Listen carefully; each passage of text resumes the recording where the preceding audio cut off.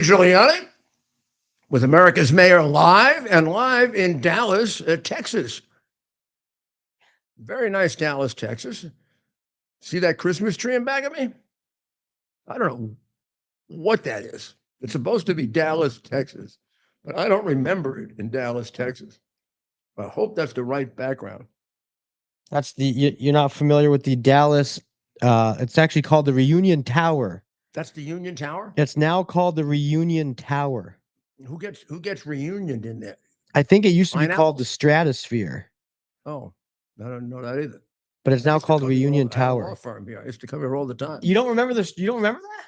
No, all those lights on like that. It used to rotate. Look, used to rotate. It used to What happened? rotate. It got tired. It stopped rotating.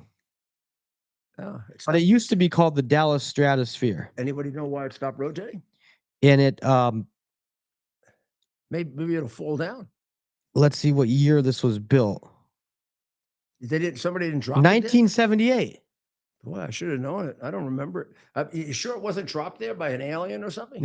Look, Oh, he's saying it doesn't really fit the skyline. I always see it when they play often when they show Dallas Cowboys games, oh, Dallas Stars in hockey, they'll show like the skyline, right? So that's how I know. I don't know. That's the only reason I even know what it looks like. Doesn't ring a bell with me. Time to go for my cognitive exam. Uh-oh. Do you know the name Pull a Biden on us. Do you know the name of the president? How? Barack Obama. Well, does anybody? Yeah. Would I be wrong? Does anyone really know? Would I be wrong? No. So unfortunately, Israel is sitting there on pins and needles, waiting for an Iranian attack, which the Obama administration, well, might as well. The Biden administration will say was terrible, awful. We have Israel's back, but don't do anything about it. But, please be very, very gentle in your response to their attacking you. Please. How would we have felt about people advising us after Pearl Harbor was attacked? Would you please be gentle in your response, Franklin? I mean, be careful. Don't hurt any civilians now. Franklin would say, but it's hard to like bomb Berlin without.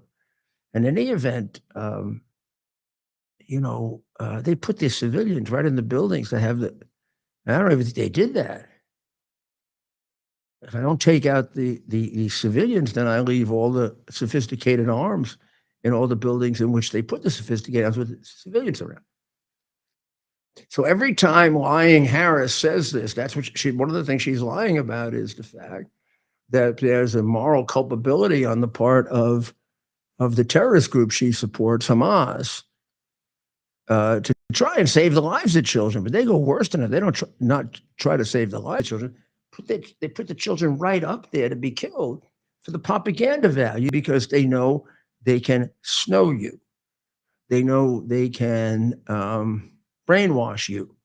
And they are experts on brainwashing because many of them have been trained by the Chinese communists on how to do it. Sure, Wolsey, for sure, during his 30 trips to China, got some really good training on Chinese communists. Otherwise, he wouldn't come back saying things like, one man's socialism is another man's neighborliness. A 1 day or 2 day trip to China will certainly take any realistic, open-minded person and turn them into an anti-communist, or unless you like to see people suffer, which is possible. I don't know. I don't know anything about this guy Walls, except he's an incredibly, disgracefully inept public official. He walked out on a city and he walked out on his guard unit. I don't know how much more he's got to tell us that he is, as described in many of the newspapers, as a coward. I mean, that city was burning like hell. I'm going to tell you the truth. Saturday night, I believe it was, I started watching Minneapolis burning, and I had to put off certain portions of it. So I didn't watch the whole thing, which I'm going to do. But there are parts of it, particularly when you listen to the woman, lieutenant or sergeant, I'm not sure what she was, lieutenant or a sergeant. She wasn't in uniform at the time, describing how she was forced to give up the precinct and how she thought that decision by the boy mayor and the communist governor were critical to what happened around the country. And it's amazing that she says that, because at the time, I have to say, this is not Monday morning quarterbacking. Before it happened, when they started threatening it, I started saying on the radio, if they give that up, the United States is going to explode. These people are going to feel empowered all over the country. Now, I didn't know as well then the Soros empire. I really have been smart as hell. If I knew the Soros empire, I could have told you exactly where it would happen, and I could tell you exactly what the consequences would be, which is nobody would go to jail. They're terrible. Absolutely terrible. And now we have this team. Now we have this team running the second largest party in the United States. Well, maybe it's the largest. I don't know. I'm sort of resting on my laurels because Florida hit the 1 million mark. 1 million more Republicans in Florida than Democrats. Isn't that great after years of it's being a Democrat state? Wow. So we can thank now. Now let's be fair here. We got to go back to Jeb Bush and Rubio and Scott and of course Governor DeSantis and some of the great members of Congress that they have. Gates. I mean, I love their people. It's a nice, lively party too. And I am going to vote in their primary legally. Legally, an absentee. Yeah, I think it's because I'm gonna. I mean, I have a legitimate reason. I think I'm gonna be helping Mike and Dr. Maria and a whole bunch of others cover the communist of the Democrat convention. what do you mean think? We're booked. We're Oh, we going. booked already. We go. Oh yeah, look at Ted's really all excited Yeah. about that. I'm not. I'm going to bring my natural. I bet Trump wouldn't go. I guarantee you. I wonder if he's still enough of a germaphobe that he just wouldn't go. I wonder if Trump just wouldn't go. I mean, in prior years, I used to kid around with my friend Jay Wallman that if you were a germaphobe, you just wouldn't go to a Democratic convention. No, first of all, I think it's part of their platform. You're not allowed to take showers for 5 days, no showers or shave. So you see the men with that hair in their face and the women with the hair coming out of their arms and all that stuff. You know, they're wearing these short dresses. Then you see like, boom, boom, boom, boom. And then sometimes those women, they sneak into the ladies' room and they're not women. And they love it. I mean, look at Wolsey. Wolsey's a big, big supporter of men sneaking. What? Tampon Timmy. Yeah, Tampon Timmy. Yeah. Mm-hmm. That's what he is. So there is an interview going on, which Ted is trying to very, very carefully find and not succeed. You can see. Yeah. Um, One more time. This is an interview between Elon Musk and Donald Trump, which some reporter thought could be canceled by the administration. Can you believe that? This could be considered media disinformation. An interview by the opposing candidate is disinformation. Well, that's what it is. Anything the opposing candidate says is disinformation. Then anything you say is true, which is, of course, exactly what Orwell told us in 1984 would happen with communism. I think the whole issue of the Democrat Party being highly influenced by the Red Chinese Party is over with Walls. Walls either acts like a Chinese communist or he is a Chinese communist. And why anybody who isn't a Chinese communist wants to act like he is, unless he's an undercover agent, is beyond my comprehension. But there are things that he has said that you wouldn't say if you weren't a Chinese communist. You wouldn't go to China and come back and say it was one of the best vacations of your life if you had any sensitivity to the economic system and political system that oppresses more people than any nation in the world. Which, I mean, he didn't just say it was a nice thing. It was one of the best he's ever had, or the best that he's ever had. Or you wouldn't come back with a strange, perturbed, totally ignorant, silly notion of socialism, unless you were taught propaganda. And you repeat it because you're part of the phalanx of people who are supposed to soften us up on Red China. And you've done a pretty good job of that. And that is part, and that is one of the things that they are the very, very best at. So the terrible the things that are happening as a result of this.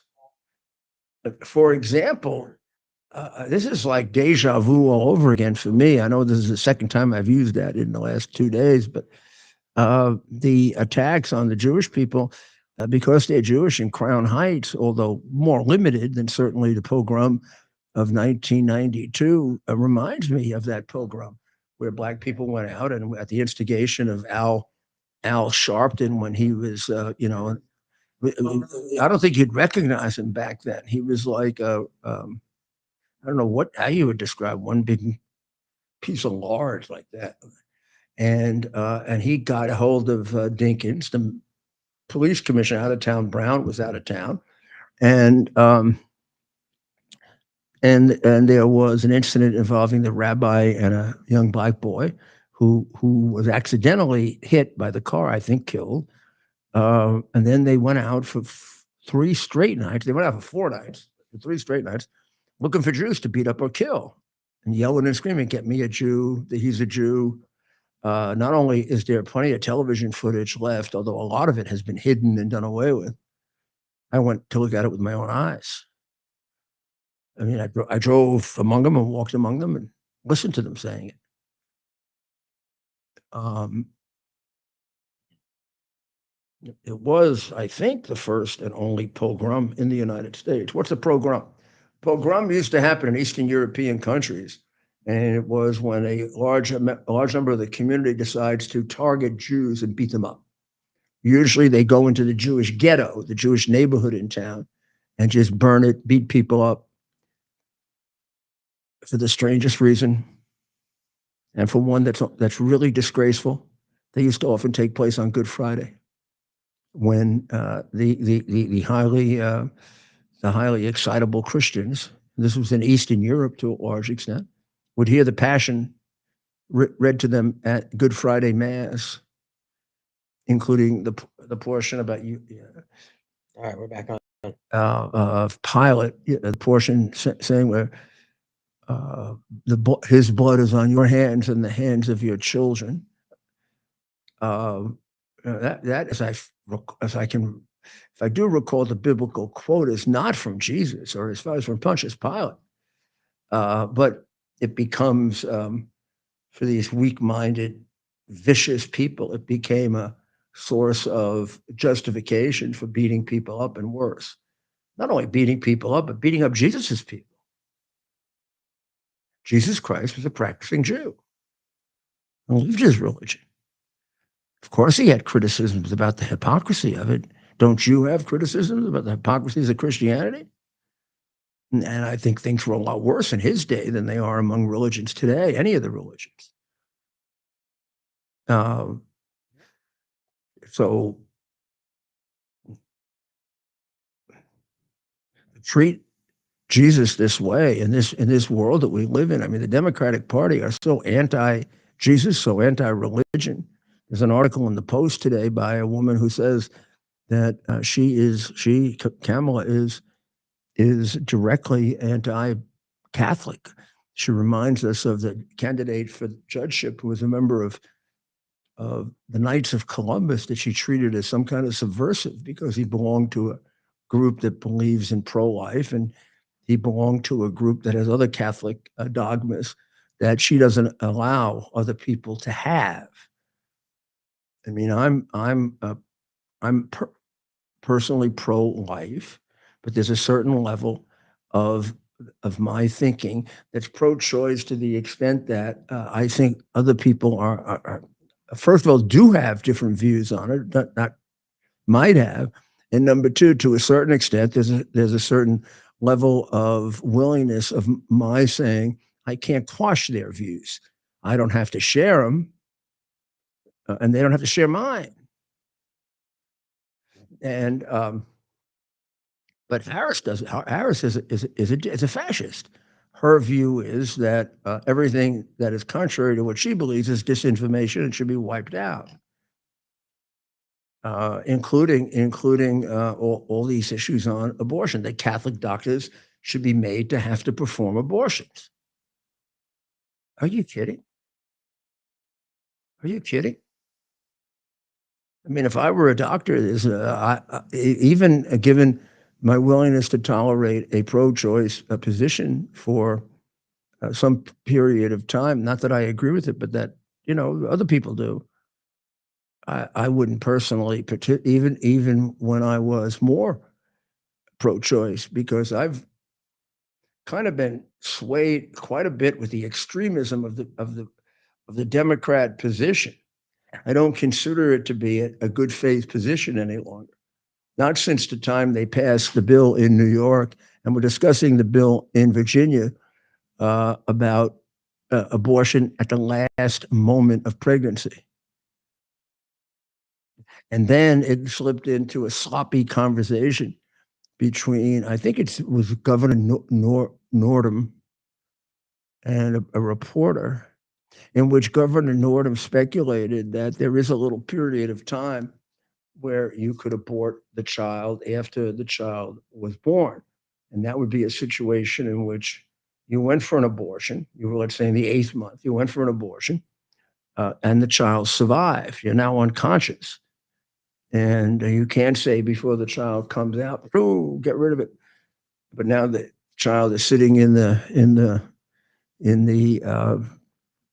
specialized unit that's made for premature children or children, and you get some time, according to the governor, to talk it over with your doctor, and it's your decision.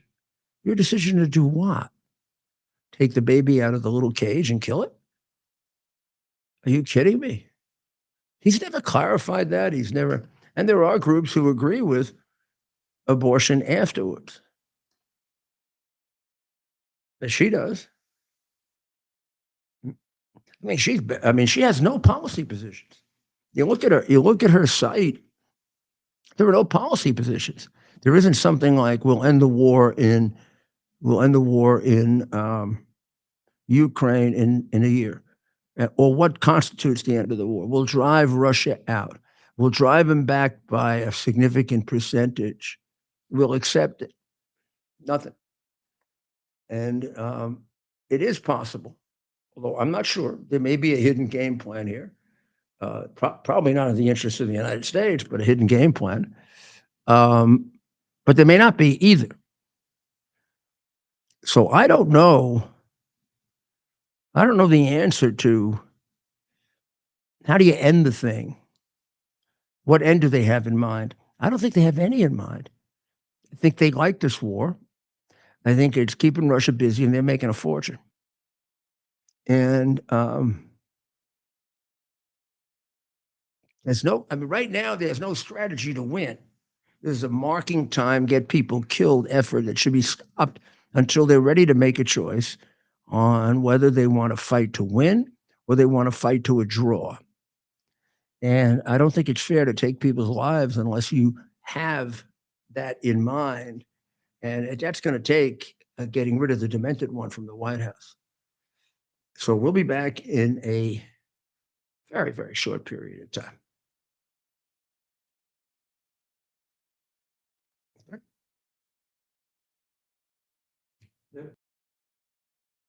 And if I put my name on something, I truly believe in it. Today, I'm thrilled to introduce you to something I'm incredibly proud of. My own brand of organic specialty coffee, Rudy Coffee. Believe me when I say it's the best coffee you'll ever try. It's smooth, rich, chocolatey, and gentle on your stomach. It's so good, I even recommend drinking it black. It comes in 3 varieties, including what I promise is the best decaf you'll ever have. You can order now by scanning the QR code on your screen or by visiting Rudy.coffee. By supporting Rudy Coffee, you're not just treating yourself to exceptional coffee, you're also supporting our cause, the cause of truth, justice, and American democracy. You'll also be supporting the Call to Action nonprofit, which is devoted to helping veterans and first responders. So you can make a difference and taste the difference by ordering today at Rudy.coffee. Now, there's obviously some technical difficulties going on with the very important interview of Elon Musk and former President Donald Trump. Now, interestingly, we're simultaneously on X with them. Right now, this show is live on X, as well as 5 or 6 other social platforms. However, the very beginning of this show, apparently Ted tells me, didn't come on because of the technical difficulties with the simultaneous X show, which, as I believe, is only audio. We're audio and video, as you can see, but it's only audio. Ted, tell us what you've been able to make out. Right. Those of you, that's right, Mayor. So those of you who are watching us here on X, we got you a little bit late today because, and we have a direct line with top people over at X. The entire live streaming and their spaces went down due to the overwhelming interest. Does that happen, Ted, because a lot of people tune in? Yes. So that can bring it down? That can bring it down, even the largest websites in the world. Maria, it happened with Ron DeSantis, you said? Don't you remember that? Of course I remember that. And that was a fraction of Of course I remember that. and that's a fraction of what we have now, right? Yeah. With President Trump on here. They made fun of DeSantis. Big time. Yeah. Big time. That was like the first of many. I'm surprised it happened to DeSantis. He is competent. That sounds like a Biden kind of thing. Well, what I would say is that, again, this is due to the overwhelming interest in this interview between President Trump and Elon Musk.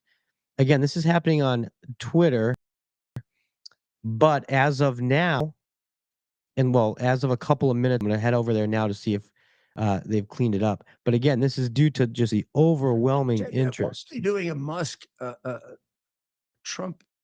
First of all, it does help X. Elon has now endorsed Trump, right? I think not has he? I think he did after the assassination attempt. He gave him a lot of money too, and he gave him a lot of money, and he's of course hosting him here. As of now, Mayor, the space is not working. So stick with us. We'll let you know. You know that Elon Wood, starting about a year ago, he was just headed in that direction. You knew that whatever. It's a very interesting thing, and it's a great lesson for the American people and those of you who have this residual resentment to Trump because you think he doesn't speak the way you want him to speak. He isn't kind enough or gentlemanly enough, or I don't know. I mean, I don't know exactly what it is. Because when I do get a chance to talk to some people about what's bothering them, and I realize there are things that can bother them, a lot of them act so crazy I can't figure it out. I mean, you want to tell me you don't like the way he calls people names? I get that. You want to tell me he's going to take away democracy? Then I think they should reopen Bellevue. I mean, the guy was president already. He didn't take away democracy. The guy did less to take away democracy than the Bidens actually did it. They actually did what they're threatening. That's the reason they're talking about it, because they did it. It's like this with every single one of their frame-ups of Trump. It's them. They accuse him of doing what they did. Russian collusion was actually Ukrainian collusion. The Russian hard drive was covered up because it does contain evidence of hundreds and hundreds of crimes that would put the Biden crime family in jail for the rest of its putrid life if it were treated with a modicum of fairness. I mean, you can go on and on. Well, count the number of people among the J6 people. Were there more Antifa, Black Lives Matter, FBI, Secret Service? And even if there weren't as many, was there a critical mass that, to the extent that they could created violence among a group that was angry and upset, but not particularly violent, never had been before? I mean, they manipulate everything. And then you look at all the breakdowns of the FBI, of the Secret Service on the assassination day, attempted assassination day. And like you say about Walls, who does a good job of pretending to be a Chinese communist, the Secret Service was doing a good job of pretending they would like to see him killed. That's the only way you can answer not covering that roof after you were told that it was dangerous. That's the only way you can answer the fact that your then chief of all chiefs of the Secret Service said that couldn't go on that roof because it was too thatched or it was too. Meanwhile, you see people walking over it that are walking on it that are about 85 years old. I mean, they lied about so many things that they give the impression there's something phony about this. I don't know. All I can do is react to what I hear, and I'm not one to just push them away on the theory that these are just basically good people. These are not basically Nancy Pelosi and Joe Biden and the first stepmother are not naturally good people. There's something else you would call them. Naturally good people don't shut out and never see their granddaughter because she's illegitimate. And I don't know, you don't want the political pressure. That's not a naturally good person. Kamala, we don't have any examples of because she doesn't have any children, but she really looks like a fierce human being. Wow. And everything that comes out of her mouth, it's like one-sided, other side. And then they come together and they contradict each other. And you say, how did she ever think of saying something like that? It must be some, what's the right word? Synapse in the brain that gets all screwed up. And then she starts saying completely silly things. A community bank. What's a community bank, Kamala? A community bank is part of the community. That's good. Yeah. Doing well on the rehabilitation, Kamala. Well, where are we, Ted? Well, Mayor, just another update. People are still unable to get into the X space between your friend, President Donald Trump, and the great Elon Musk. We are now 28 minutes past the hour. This was slated to begin at 8 p.m. Eastern. It is now 8:28 p.m. Eastern. It was supposed to start at 8:28. I thought 8. It was supposed to start at 8. Yeah, it's 8:28 now. Oh, I see. So we are approaching half hour past the start time. Again, let's see if we can join now. We're about to try and enter here. So those of you, you're not missing out, and we'll be honest brokers.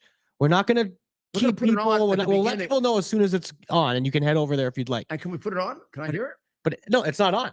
No, but I know. And it goes on. Yes. When it goes on, Mayor, we'll make sure you can hear it as well. And if Elon asks him any trick questions, comment below. Let us know if you're finding it. I've heard rumors that they're going to play it on the Tesla YouTube channel. That is not the case. the who what? Is it Tesla has a YouTube channel, and it has millions of followers. Right? It's like car people. What do they do? They talk about their Teslas. Yeah. Like anything else, right? You guys, it's like a club, I'm sure. Although now the Tesla club is so big. It's not electricity. Yeah, it's not inclusive now. I'm in the desert. I have no electricity, and I'm 500 miles from a pump. What should I do? Shoot yourself. We rented one in West Palm last year. I hated it. At first, it was kind of neat. It's new, but you can't go. You can't go anywhere without having to plug it in for half hour. And then you got to sit there. Yeah, and you have to plan ahead. Yeah, it's not like gas where you fill up when you fill up. You got to sit there for a half hour. What if you just want to run to the store real quick? Could be really good for tanks. Sorry, stop the war. We gotta go back and get electric. Oh yeah, pause. And we're using windmills. I'm sorry, we're using windmills for our power, and there's no wind, so we're gonna have to stop the war for a while. So again, we are all over this. The president is in this Twitter space. It does appear that we're now live. Let's see if we can get this going.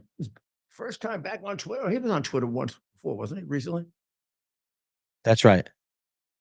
He's the king of Twitter. I am now we are now in the space. We'll put it on the screen. We're getting hold music. Can we hear? Oh, wow. So what we're hearing now is that a massive attack, what's called a DDoS attack on X. They're working on shutting it down. Worst case, they're planning to proceed with a smaller number of listeners, and then they'll release it to everyone. You mean enemies are attacking it? It sounds like. Yes. Yeah, I know you did. I know you did. Of course, they're really getting vicious, aren't they? I mean, how many votes is an Elon? Well, they try to shut him. If you can get around them, right, then all the money they waste on the phony media like ABC and NBC and George Stephanopoulos sucking up to their whats and ABC and CNBC and MSNBC, all that's kind of wasted if we can get around them. And X is a hell of a way around them. What kind of audience do you think X would have gotten tonight or will get tonight for a Trump interview with Elon? 30, 40 million? It's down. 34? No. How many do you think they would have gotten if it went smoothly? 30 million? Yeah. Globally? No. Maybe more. Maybe more. But you think this will really affect it, obviously. People don't want to wait around. 6,000 people have joined this space. That's not a lot for him. The numbers are funny, right? Like, I would say, look, Twitter is not real life. And yeah, you'd expect millions of viewers tonight, right? And so what's happening is this is a well-planned attack. This is not because viewers are crashing the system. This is because people are interfering with the system. That is what Elon Musk has just stated, and we'll put that up as a breaking news alert because, again, right, this is a big deal. This is in 2016, Mayor, and you were right next to the president on that campaign. Just how valuable Twitter was for him in getting his message out. Oh yeah. When the media, the legacy media, simply wouldn't. Oh, it was critical. It was critical. I mean, even if he got criticized for it, at least he got his message out. And I mean, they just want to shut him down completely, don't they? Yes. And so I'm getting this. Now they have their own set of businesses built up against Elon Musk too. Yeah. This is a DDoS attack, so I will get. I don't have a huge tech background, but It'll happen at Chicago when all of where the angriest people in America show up for their convention. I mean, it isn't like nice group of Republicans who come from the suburbs and want to go out and have a steak or something. These are the most vicious, horrible people you ever met. They campaign, they protest against each other because there's nothing else to do sometimes. yeah. I would imagine. You think they're taking their cheating lessons yet, or they're waiting a little? Who? The Democrats. Oh my gosh! Of course they're cheating. What? I mean, they've been cheating every election. I mean, 2020 is when it finally. I guess we had some people willing to stand up and call it out. But this cheating in elections my goodness, I think we all admit it, going back to 1960, right? That 1960 election. I hope. But it's not, the issue is, Mayor, it's going to happen again. Well, let's hope it doesn't happen this time. It's going to happen this time. The question is, can we do it? Can we catch it? Which is what we had to do every election we've won, we've beat the cheat. 2016, Trump beat the cheat. 2000, W beat the cheat. All of a sudden, in 2012, I remember 2012 being in college, and everyone would talk about how Detroit, the vote came late with Romney, right? I'm not saying Romney was going to win Michigan over Obama, but they certainly had a chance. Did what they had to do in Detroit to make sure that didn't happen. And so I'm afraid that we're not doing enough to actually stop the cheating. We are. I think we are, but let's keep doing it. Yeah, I don't want to rest. Yeah. I want you to get out there and also things can start coming up you haven't thought of before. we're pretty much carrying a blueprint of what happened and sort of operating off that. But these guys are sharp enough and crooked enough to use something else as a way to get around this, which is really horrible, horrible. Absolutely. And so we're If they multitasking end here. up doing that, horrible, horrible. So we're multitasking here, with the show here, but we're also keeping up to date with everything happening with Elon Musk's planned big Twitter interview tonight with President Trump. It's been put on hold. The company X is currently dealing with a attack on their essentially what is an attack on their servers, and they're hopeful to get it resolved. Elon Musk says the plan is to go forward with this interview, but if they can't, they will go forward with a smaller audience, and then they'll post that interview for the rest of us to see. So, is anybody listening? Is it worth my talking, or should I just sit here? we're on Twitter, Should I just sit here and smile? No, we are on Twitter. Our Twitter live has been up for quite some time. We've been back on now for. I'm against fracking. Yeah. And unfortunately, I mean, look, and we're getting a big audience. We actually are getting appears a number of people coming over to us while we wait for President Trump. Was told, well, I made a terrible mistake. Today I was told to be for fracking. That's right. So let me say that. Today I'm for. I mean, no. You have to learn, Kamala. You have to know how to say that like straight declarative sentences. I am for fracking. Oh, but that's not right. I mean, you're not for fracking? No, that's not right to say it that way. It's too definitive. I mean, I may have to change my mind tomorrow. And exactly, do you understand what fracking is? Oh, yes. Fracking is when you put a frack in the ground and you frack it out. And then when it all comes out, you burn it so that people can go around. But that's it. Wait for the tree to fall. And then you. Well,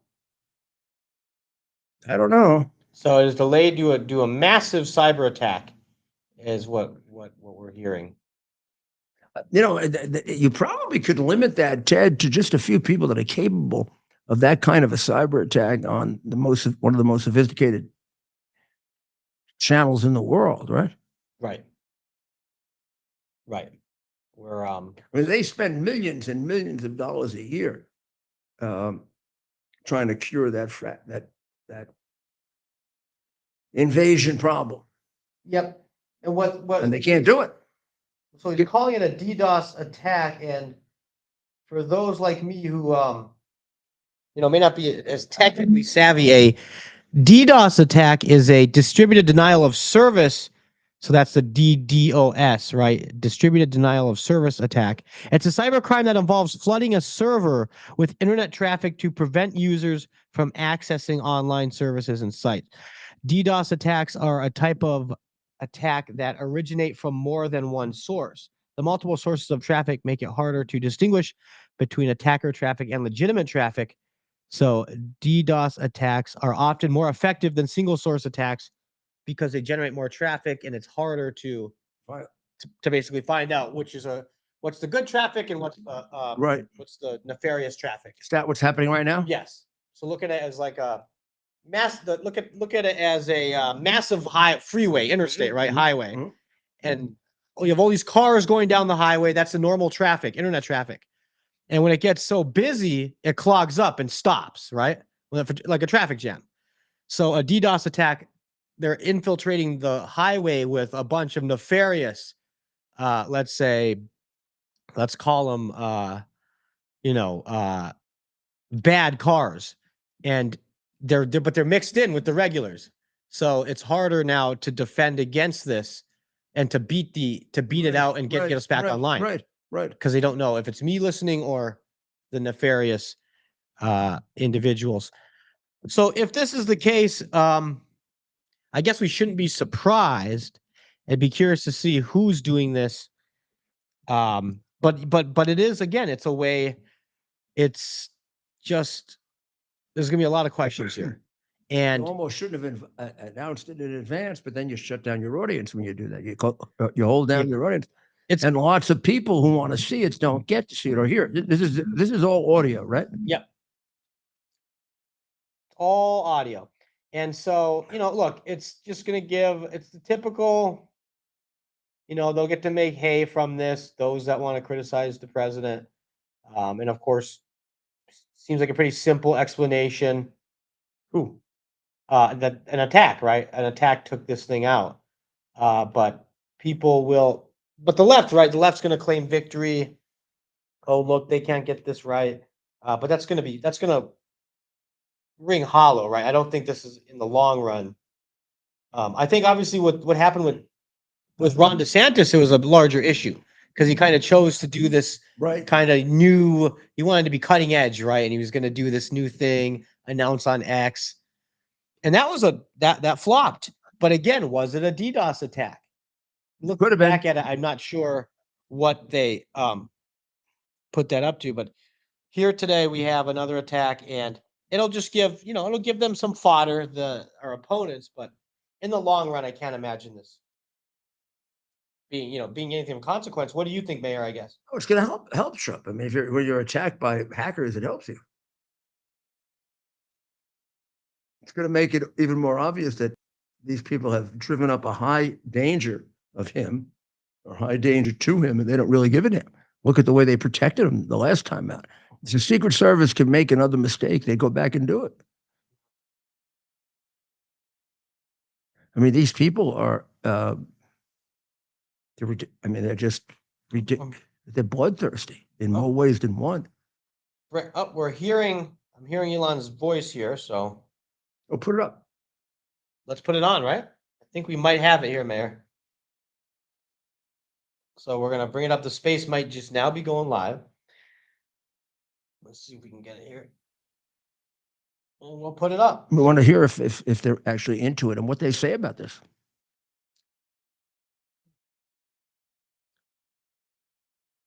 So we're gonna get over there, and we'll play some of this interview here. My understanding is that it's just begun. So Okay. let's see if we can get there.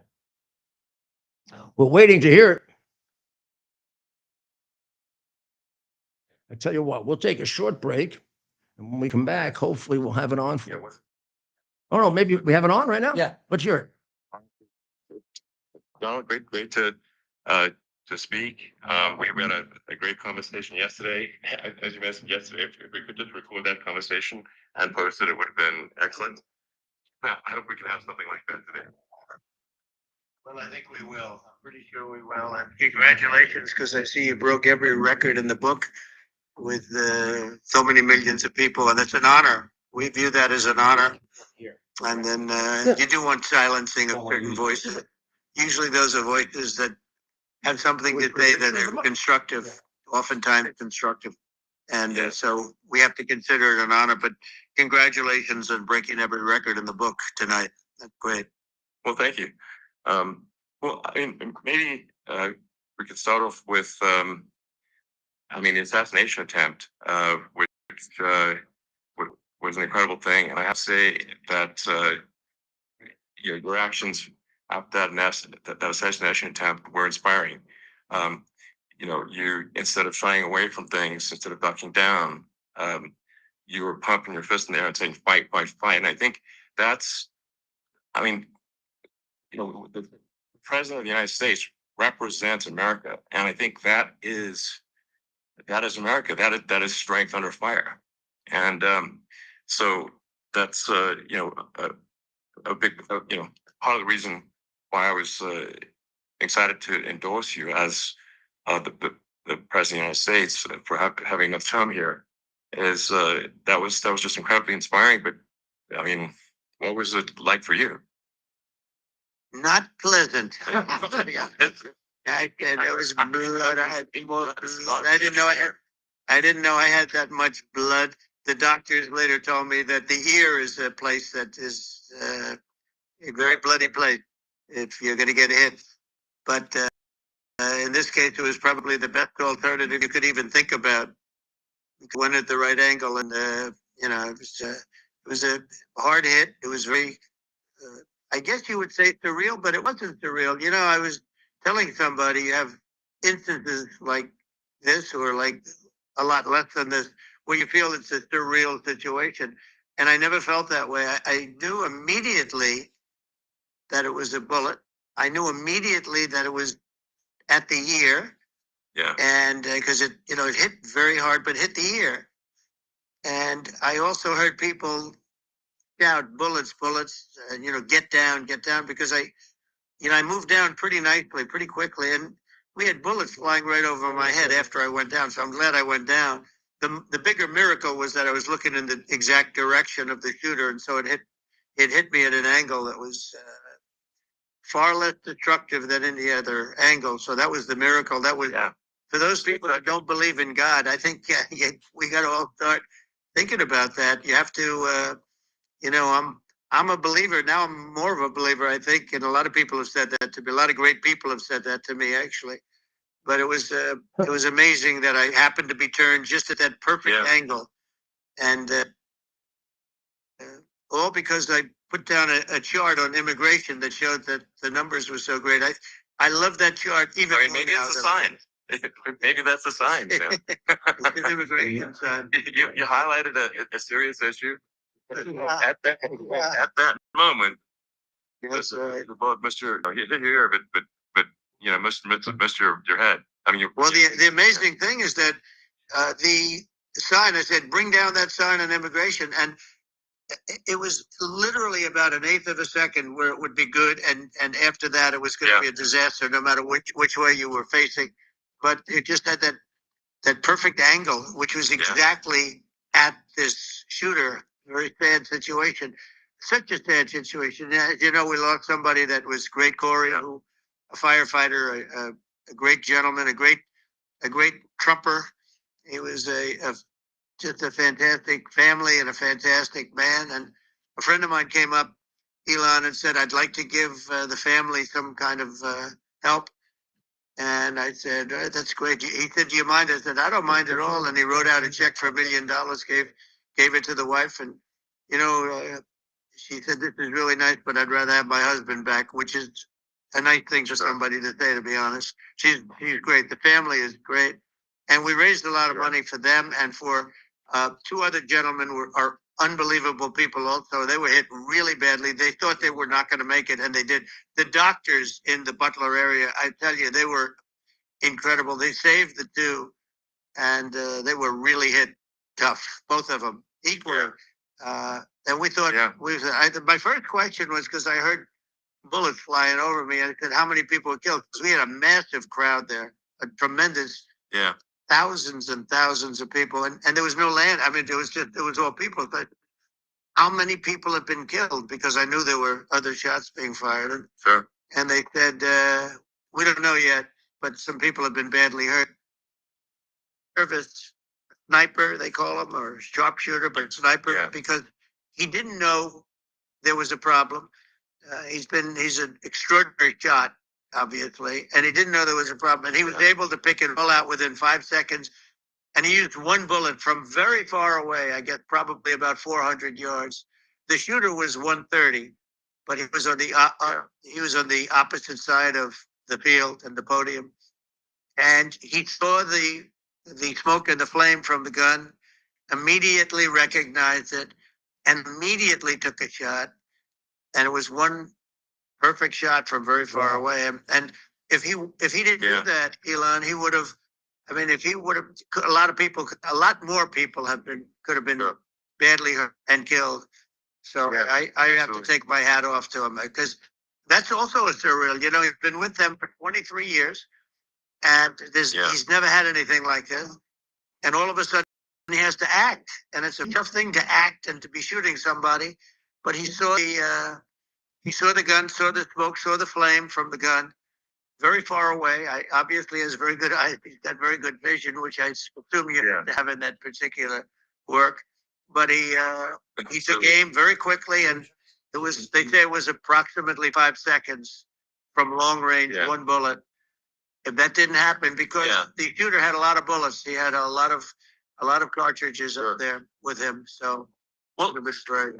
I mean that's clearly he was very competent in taking that shot to stop the attempted assassination. But I mean there does seem to be some pretty significant failings elsewhere in the system. Like there's just no way that how on earth does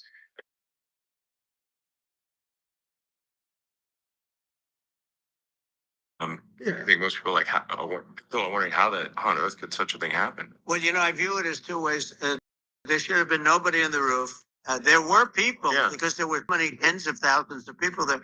There were people that were seeing him, and there was one woman with a red shirt and Trump all over. She's screaming. And that guy's got a gun. You saw it probably.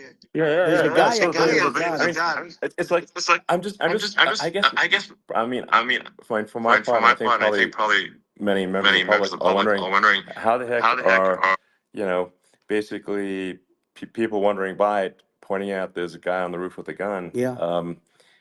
And they're seeing it, but somehow it's not being addressed. That does seem crazy. Well, they're going to learn from this. The communication between the local police, who sort of had an idea, and then ultimately a man lifted himself up to the roof, could barely do it because he was pulling himself up, and he saw the man with the gun. The man with the gun pointed the gun at him. He thought he was probably going to get shot, but he was like pulling himself up, and because of that, he couldn't get to his gun. And he fell down, actually very badly hurt his leg, his ankle. I hear very badly, but he fell down. And he did, from what I understand, he did say We are there's a going guy up there to with take a our gun. leave so that you And can listen to the- this. I think the it's more shooting important to hear started the very actual quickly words after of the that. president. I think it We can forced comment on the it certainly shooter to tomorrow, go and maybe we'll quicker. He was anything supposed to be a extraordinary very will good come shot. back. My Uh, sons, But we will Don now and leave Eric, you with they Elon can't Musk believe and what happened. But they President. It said did from start late, but 130 I think it's yards, going to be a full and complete a interview. bad shot would hit that And you have target two almost intelligent every people time. going They at said it, it's and like you in don't golf, find two thinking a intelligent people 2-foot too putt. often in politics. It's So not a enjoy it's it. not a No, tough shot. it's not God bless not the a people long of shot. Israel. Let's hope The Secret Service they're spared. person had the God long bless the shot. people of He the had United States, and God triple bless the America. distance actually. So it was a terrible thing. Look, it's hard. I have to say this about the Secret Service. When I went down, and I went down based on I think they're screaming, but other people also, because people saw this happen. You had so many people. One of the miracles was that nobody ran. I mean, if a gun goes off, the crowd control people showed us this. When guns go off, and it does happen in stadiums at a soccer match or some kind of a match, everybody flees. They call it a stampede, like cattle. But everybody, and a lot of people get killed with those stampedes. We had more people than you'd have at, some of these matches or these games, and nobody left. You had a small group behind us in the grandstand, and that was full. And you look at it as it was taking place, and normally they'd be running. They didn't leave. They saw that I was hurt. They saw a lot of blood, and they saw that I went down, and it's almost like they wanted to be with me. Well, out front, you had thousands, tens of thousands of people. As far as the eye could see, you had people in Butler, as far as the eye could see, and a lot of press too. There was, many cameras on watching this. It's what makes it so different, because normally things happen that aren't good, but you never have a picture of it. Here we have all these cameras shooting it. So, sort of amazing. But one of the interesting things was that you didn't have anybody flee. You didn't have anybody stampede. Nobody. And there were some people behind me, they stood up and they're looking like, I mean, I'll tell you, you want to have them in a foxhole with you. I want to meet some of those people because it's so different from what you heard. But so I was down, but the Secret Service guys, there were bullets flying right over my head. You could hear them go whizzing. And these guys came jumping on top of me, and a young lady, Kate, uh, would jump. They moved so fast, and let me tell you, that took tremendous courage. Now there was a lack of coordination. There was, obviously everybody understands that somebody that building should have been covered, and Yeah, I mean, that was I the think big that thing. like, I mean, looking at the aerial views, that building would be like the number one spot for a sniper. I mean, it's like the if you were to pick like what is the favorite place, what if you so if the goal is to assassinate, what's your favorite spot? That building, the You're roof of right. that building would be number one. That would have been the spot. It's like you can ask for a better No, location. It's like number no, that one. would have been the spot. Um, You know what people think yeah, is when the local policeman, who, by the way, he really he did what he was supposed to do. He couldn't hold on any longer. And then when he got yeah, his head just peeking above, this guy standing there with a gun at his head. And when he fell down, again, hurt his ankle very badly, but he was making the calls. But what happened is the firing took place very soon. So what they yeah, think is that this guy ran to his site, which he had all planned out with the gun. He ran to the site and he started shooting fast. And maybe that's why he sort of missed. I mean, he uh, yeah. But he as you got said, me, but he it would have could have hit. If been I it mean, could have been a much yeah. bigger problem.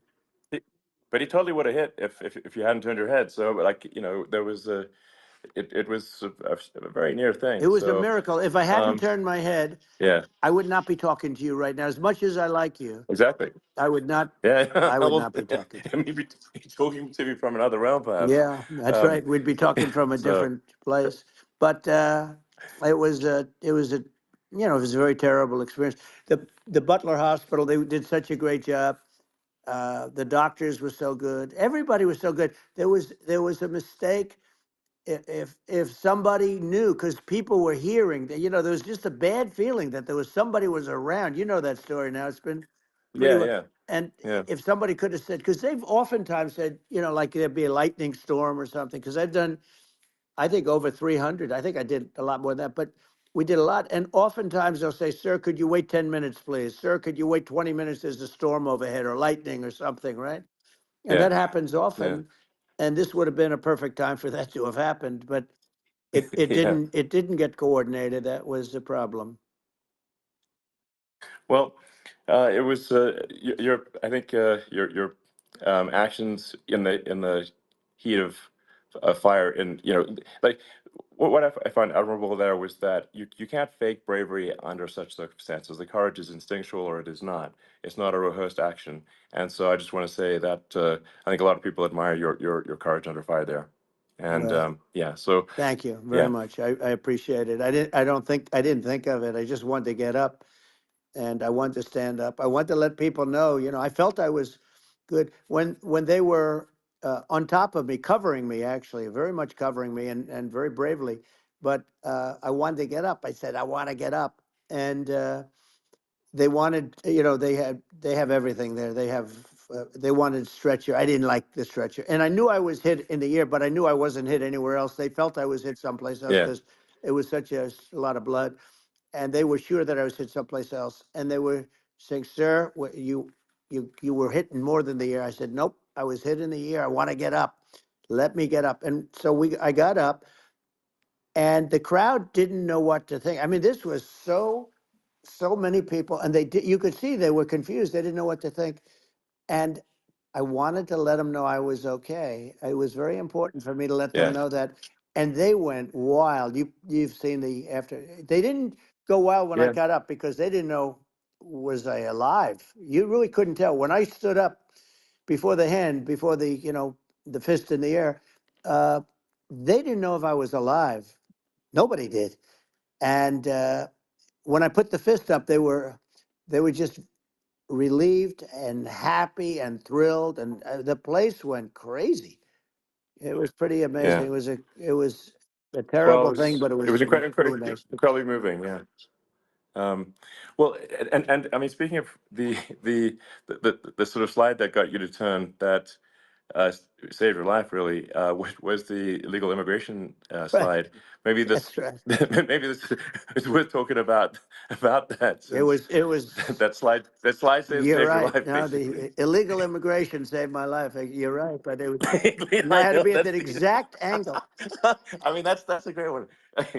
Saved by illegal You know, immigration. the incredible 100%. thing though, when you talk about the odds, you had to be exactly at that angle. But the incredible Yeah, thing is that the chart, I used it less than 20% of the time. It was just a moment. yeah, It's always on my left, never my right, and it's always at the end of the speech. So here yeah, we have it. It's on the right, not the left. It's at the beginning, not the end. And even the people that put it up, they were unprepared, and they did a great job. They got it up immediately, fortunately. But I looked to the right, and the bullet came whizzing by, hitting my ear. So it was amazing. But when you think of the odds of that, and yeah, you yeah, know that normally you wouldn't use it. Normally I wouldn't have the thing, and then it would yeah. have been a very different story. It's very much, I say, an act of God. It's a miracle that it happened, and I'm Sure. honored by it. I'm honored by it. Well, what were you about to say about illegal immigration before you were rudely interrupted with a Well, I was bullet? going to say how good the numbers were. By the way, we're going back to Butler, and we're going to go Great. back in October. We're all set up, and the people are fantastic in Butler. It's a great area. Great, these are incredible people. Like the three that, in the case of Corey, killed, and the other two, the families are. I got to know them a little bit, and the families are great. But we're going back to Butler, and I think I'll probably start by saying, as I was saying, As you were prior to saying, being exactly. so So, horribly interrupted. yeah, But yeah. So rudely interrupted by an yeah, assassination so attempt. but no, but the chart, Some people have no manners. Elon, the chart was just a chart that in my last week we had the best illegal immigration numbers, meaning stopping. It was at the lowest. You've seen the chart. It's become quite a famous Yeah, chart, yeah, but that was the lowest yeah. point ever recorded. It was a really, I mean, I was very proud of those numbers. And then you see what happened with these people, Kamala and Joe. You see what happened. They just let it go. I had remain in Mexico policies. I had all these different policies that was so good. Uh, Guys like Tom Holman and Brandon Judd from Border Patrol. All these are all people that they've been on television. They says the best numbers we've ever had. We had so many different checks, catch and release in Mexico, not the United. We had catch and release in the United States. We had it in Mexico. We had so many things. We had things where if many people come in there, they have contagious diseases. We had everything passed. If you have a contagious disease, I'm sorry, but we cannot allow you into the country. So we were setting Yeah, literally records, and all I was doing is showing that, and I use it sometimes, sure. and in this case, I'm glad I used it. I can tell you that, but they were fantastic numbers. But I'm going to sleep with that chart always.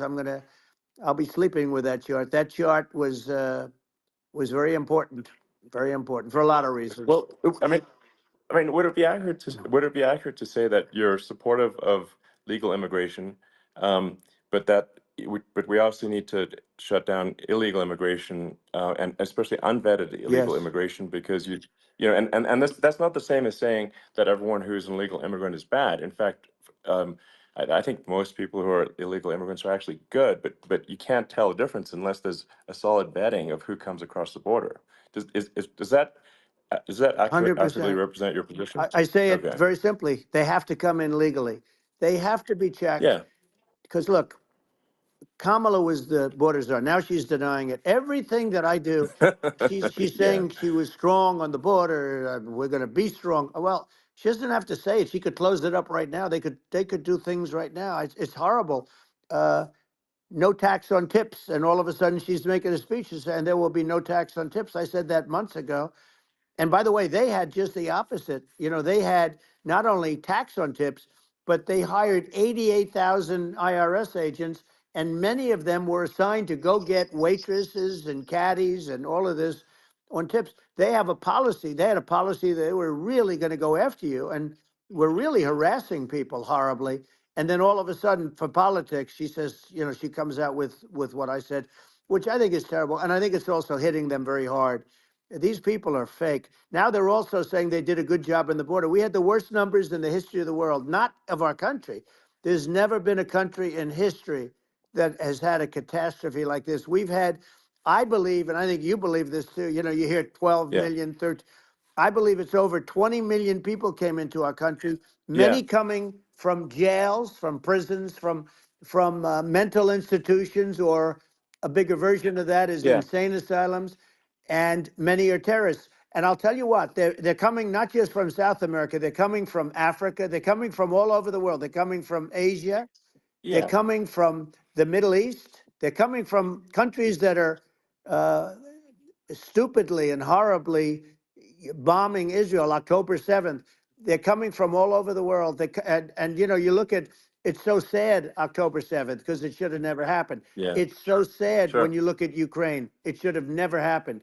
We have a defective Yeah. government. These are defective people, and they're not people that should be running it. But where you see it the best is the border, because you have millions of people coming in a month, and then she gets up and she tries to pretend like she's going to do something. She had 3.5 years. And by the way, they have another 5 months that they can do something, but they Yeah. won't do anything. It's all talk. She's No. incompetent and he's incompetent. And frankly, I think that she's more incompetent than he is. And that's saying something because he's not too good. Yeah. No, I think it is essential to have a secure border. I mean, you're really not a country unless you have a Correct. secure border. And And uh, secure elections, you too. know, yeah, absolutely secure elections. And so it's just essential to have a real border, or we can't function as a country, and our service, our essential services are being overwhelmed in a lot of cities. Um, but as we were talking about earlier, I think having a legal immigration process that is smooth and efficient and done well, and speaking as someone who is a legal immigrant, and I think I mean, like one way to think of it is, who do you want on your team? Um, who do you want on Team America?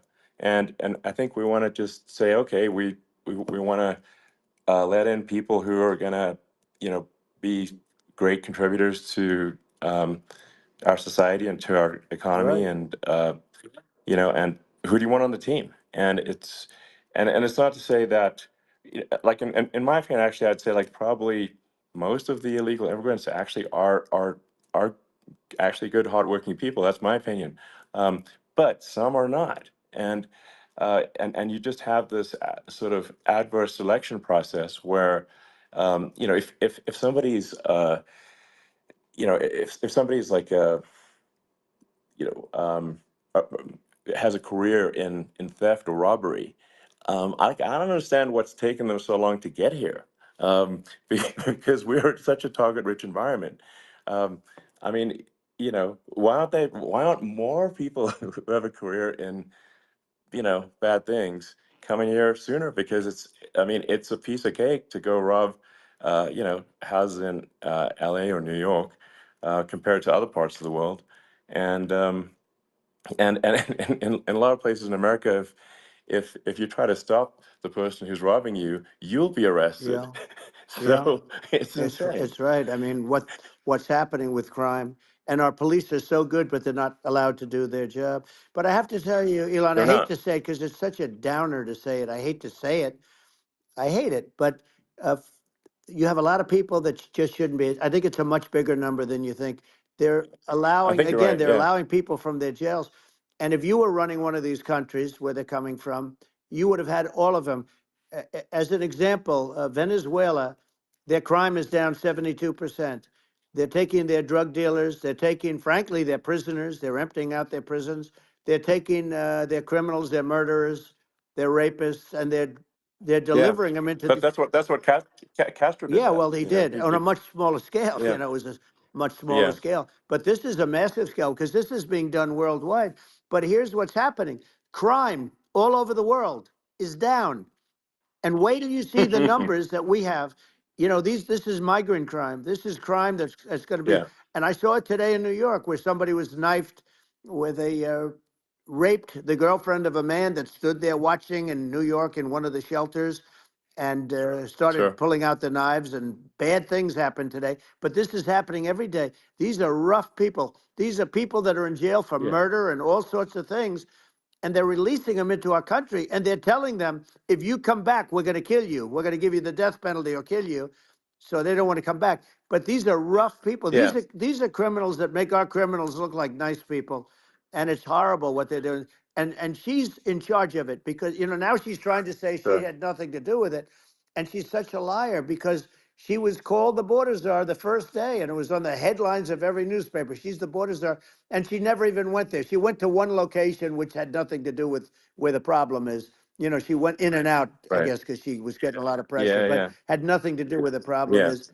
But she was Well. the Well. border czar, and the people Yeah. Yeah. can't allow them to get away with their disinformation campaign. Now she's trying to say that she wasn't really involved, and the whole thing is horrible. She was totally in charge. She could have shut the border down without him. He didn't know what he was doing anyway, so he wouldn't have even known Yeah. what happened. You could shut the border down, he Yeah. wouldn't even know the difference. But uh, the fact is that she was border czar. But if you don't have to call her Yes. that, the fact is you could just call her, she was in charge of the border, and the border was the worst Right. ever. It's simply not working. No, It's, it's I mean, horrible. whether it's a question of intention or competence, either way, we don't have a secure border, and we have people streaming over like it looks like a World War Z zombie apocalypse at times. And sometimes you got to sort of wonder, like, is it real or not? So because you see things, you're like, is it real? So I went to the border at Eagle Pass, and I saw for myself in Texas, and I was like, okay, it's real. I'm like seeing this in real time. I actually posted the video like just live. I just flew there one day and just to see, hey, is this made up or real? And I'm just seeing people stream across the border, and I have to say, at least the people that I saw did not look friendly. These So these are people people, can look at my video and say, hey, yeah. does these people look friendly? I don't look super friendly. So, These are people that um, Elon would not be the same man if he had to walk across the street and look these people in the eye. These are rough people. These are really rough people coming across. And I know rough people. And these are people that we don't want in our country. And the caravans are coming in, and they're putting, and who's doing this are the heads of the countries. And you would be doing yeah, it, and so would I. And everyone would say, oh, what a terrible thing to say.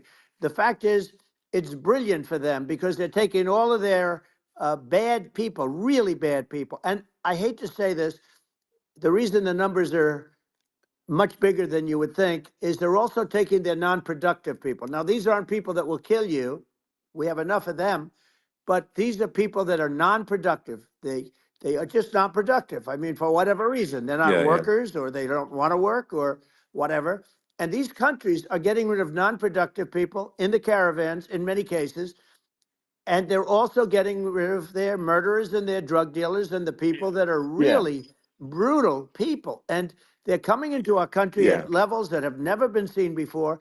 And I saw an ad just before I got on the air. I'm walking over here, and I saw an ad by Kamala saying how she is going to provide border security. Where has she been for 3.5 years? For 3.5 years, yeah. No, no. we have 20 million people I poured think in. is It's a terrible Yeah, I thing. think this, frankly, I think this is a fundamental existential issue for the United States. And if we have another 4 more years of open borders, and it's going to be even worse with another 4 more years, it's going to be even worse than it's been for the past, 3.5 years.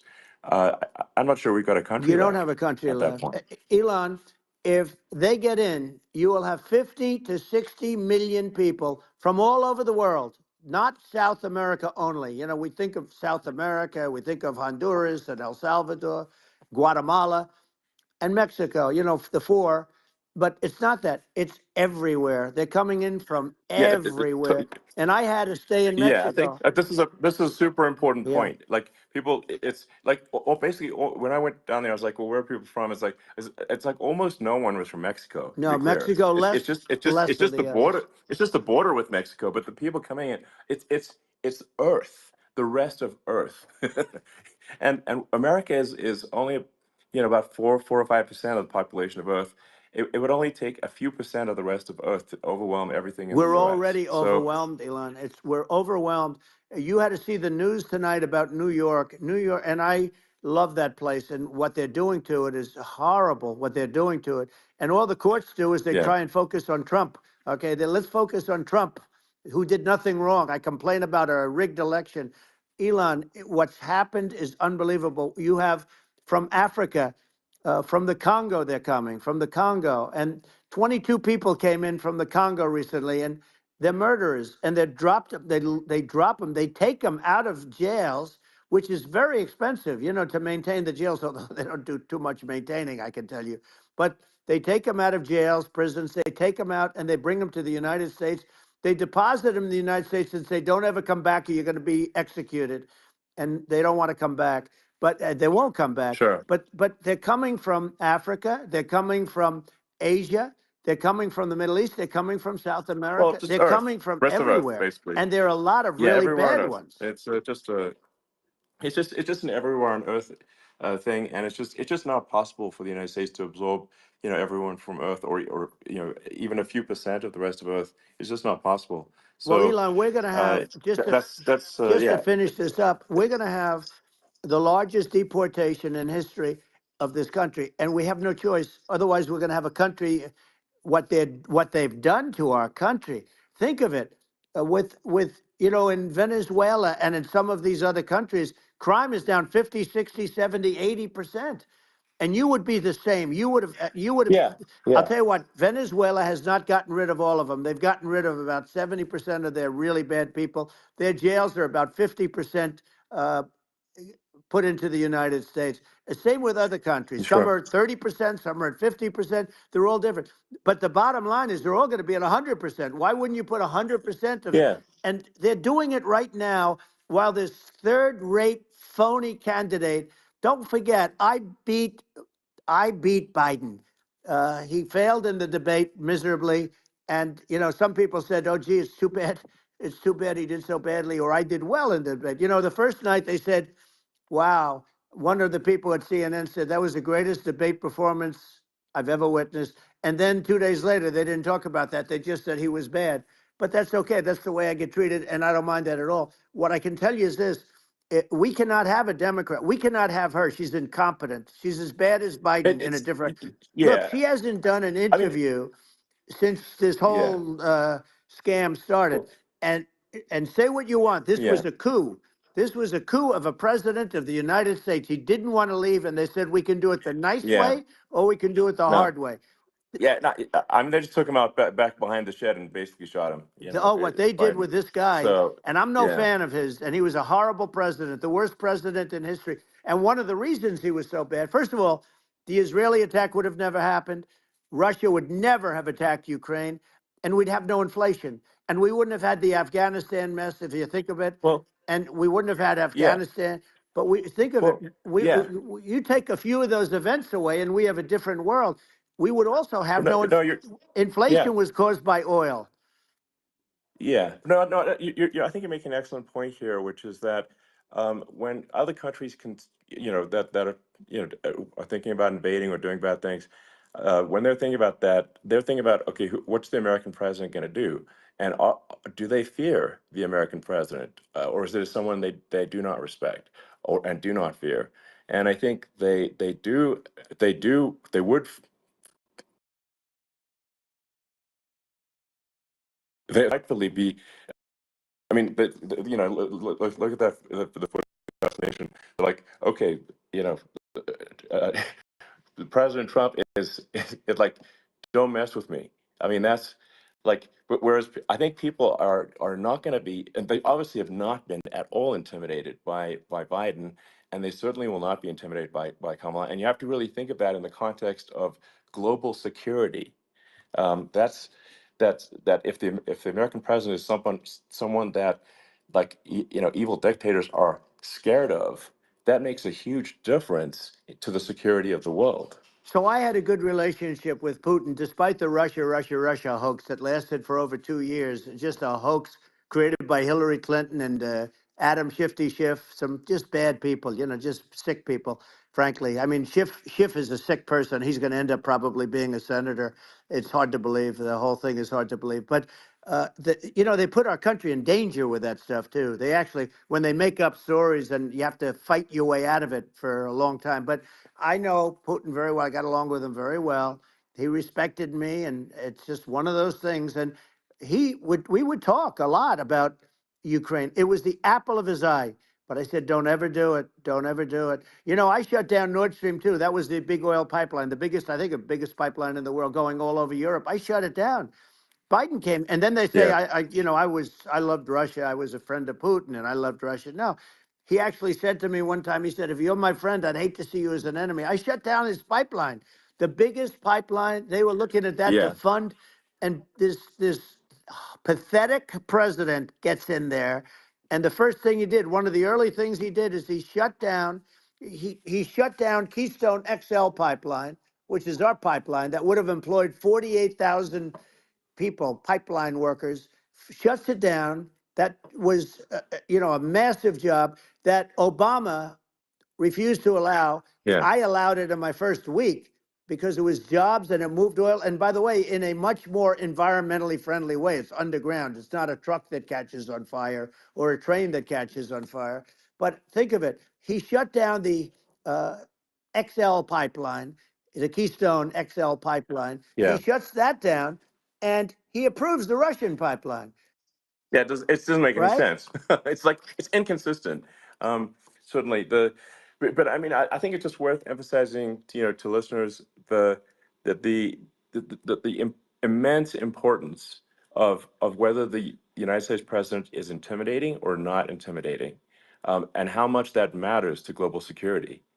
Because there's some real tough characters out there, and if they don't think the American president is tough, they will do what they want to I do. know every one of And them. it puts the whole Yep. world in danger. Elon, I know every one It's of a them, big and I know deal. them well. I know Yeah. Putin. I know President Xi. I know Kim Jong-un of North Korea. I know every one of them. And let me tell you, people will say, oh, this is terrible. He said, I'm not saying anything good or bad. They're at the top of their game. They're tough. They're smart. They're vicious. And they're going to protect their country, whether they love their country. They probably do. It's just a different form of love, but they're going to protect their country. But these Yeah. are tough people at the top of their game. And when they see a Kamala or when they see Biden, Sleepy Joe, they can't even Yeah. believe it. They can't believe this happened.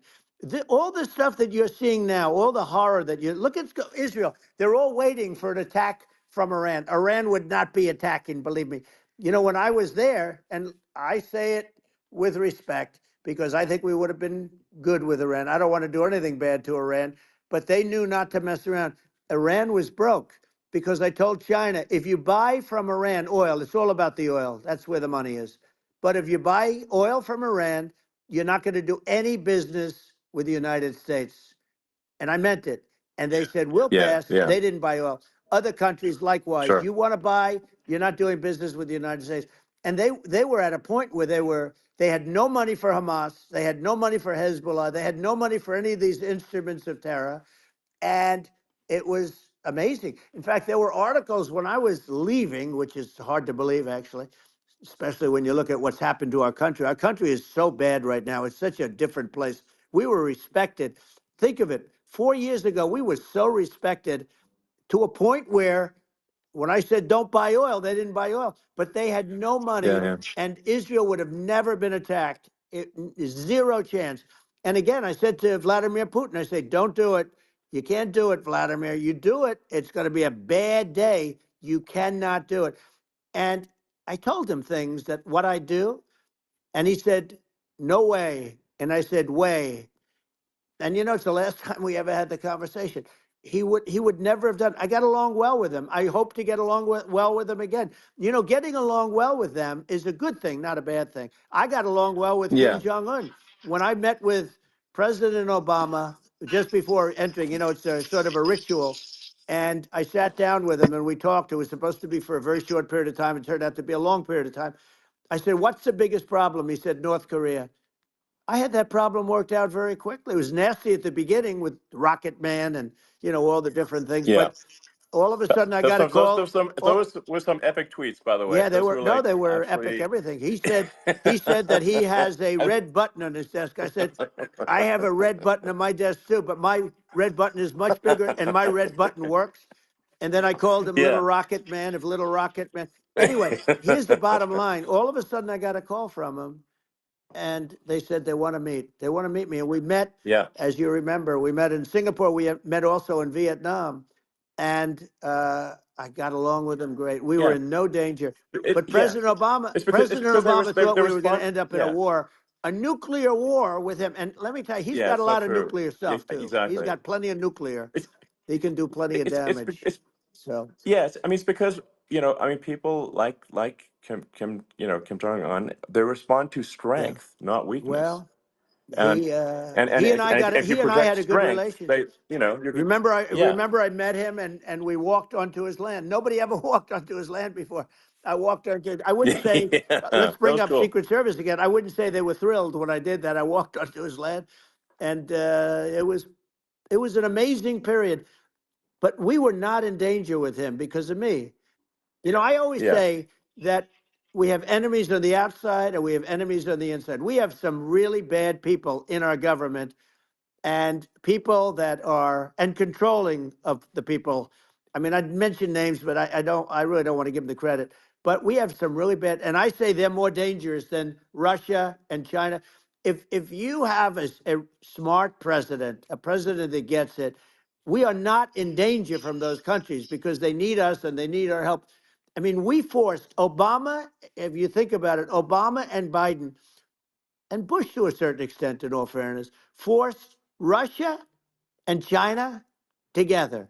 And if you're a history student, the first thing you learn is you cannot let Russia and China align. But then they also got, if you take a look, Iran, and they have North Korea.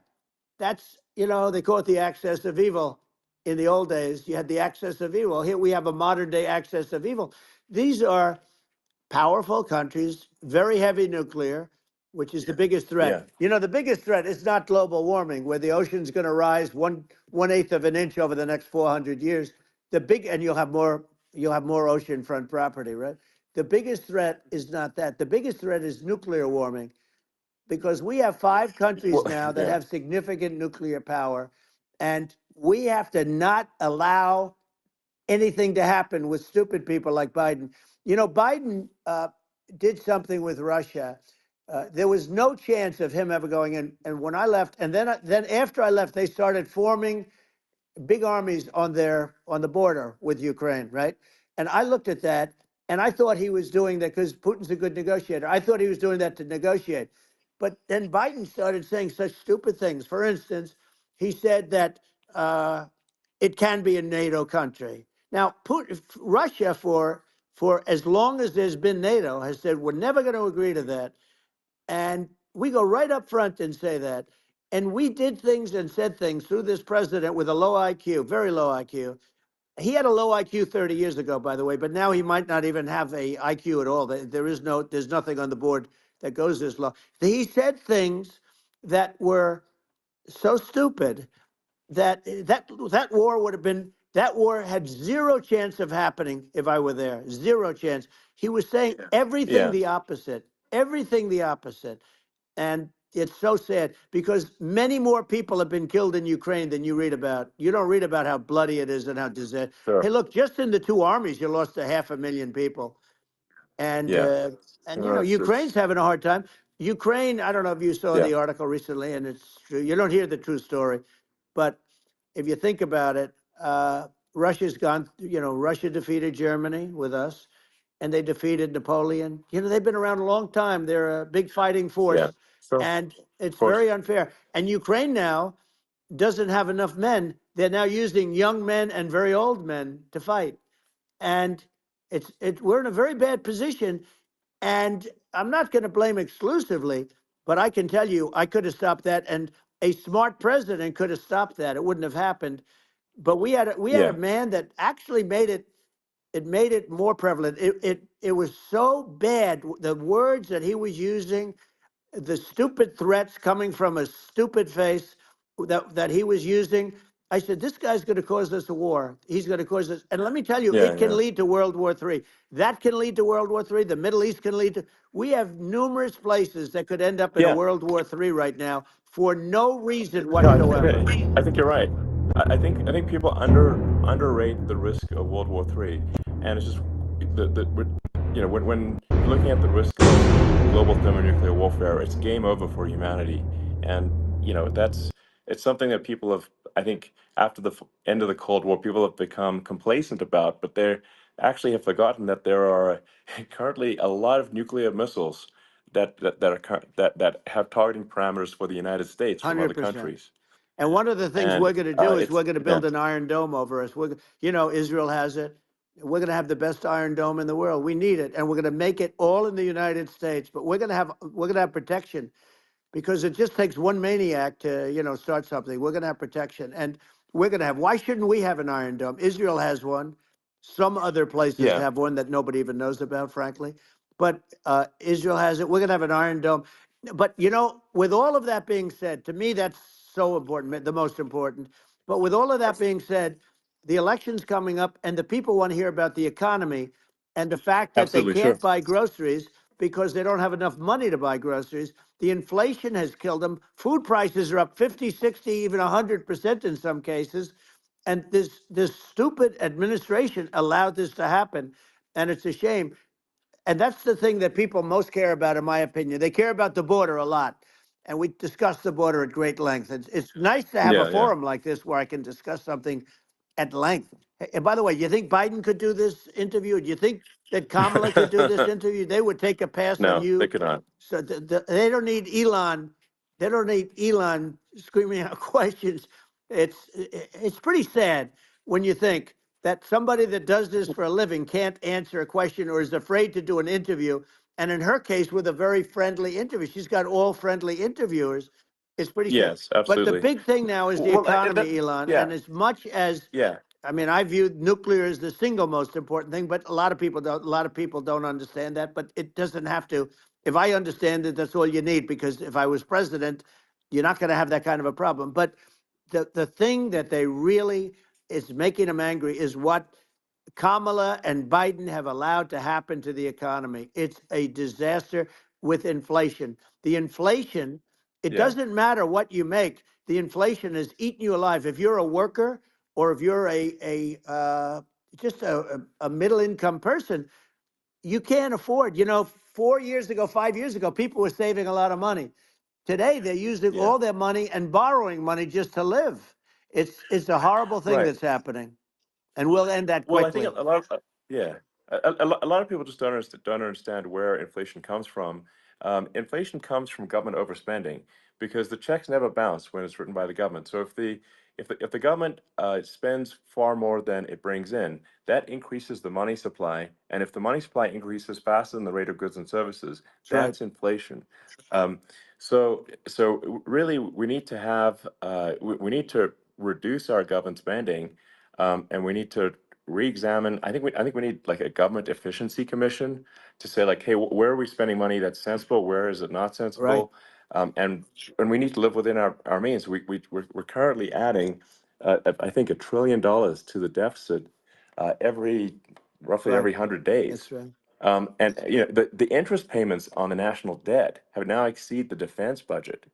It's on the order of $1 trillion, It's interest. and it keeps Yeah, I growing. rebuilt our military, largely rebuilt our military, did a great job on it, which was so important. We had jets, we had fighters that were, and bombers that were 70 years old. And we did a great job in that. Then by the way, then we gave 85 billion of it back to Afghanistan, if you can believe it. We gave them 85 billion. They're one of the largest sellers Yeah, of military equipment in the world. They're selling what we gave them. That was one of the most embarrassing days in the history of our country. But if you think about, let's go back to the economy. We have to bring energy yeah. prices down. Energy started at the price of gasoline. Now your cars don't require too much gasoline, so you have a good, and you do make a great product. I have to say, I have to be honest with you. Thank That you. doesn't mean everybody should have an electric car, but these are minor details. But your product is incredible.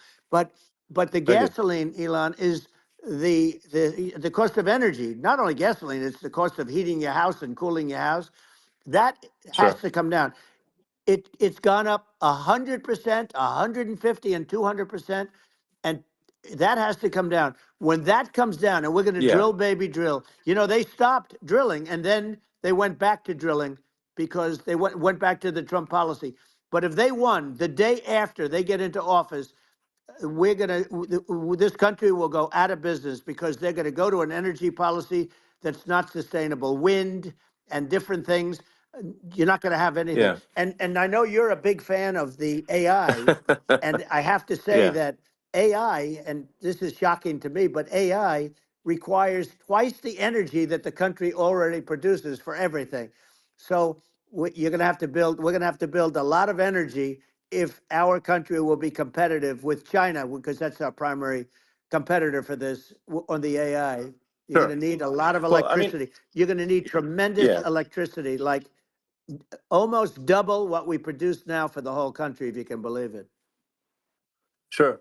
Well, just going, back to this, like this basic thing, which that people try to make it sound complicated, but it's not. But inflation is caused by government Right. overspending.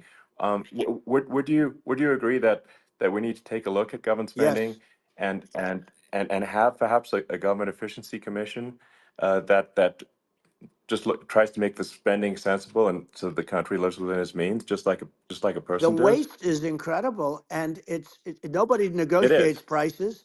You used to have a lot of people making jets, and you end up with two companies, and they'll probably try and merge at some point. I mean, I went through it like Air Force, just a thing like Air Force One. One of the first documents they asked me to sign, a general walks in, "Sir, would you please sign this document?" And what is it? Air Force One.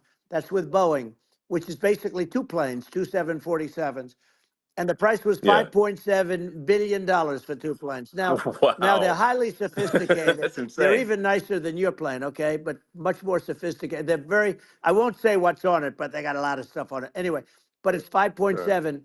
I That's a crazy It's a number. crazy number, but I said I'm not going to pay 5.7. I'm not going to do it. I said, who made the deal? Obama and his people. I said, well, then I know the deal's no good. I'm not going to do it.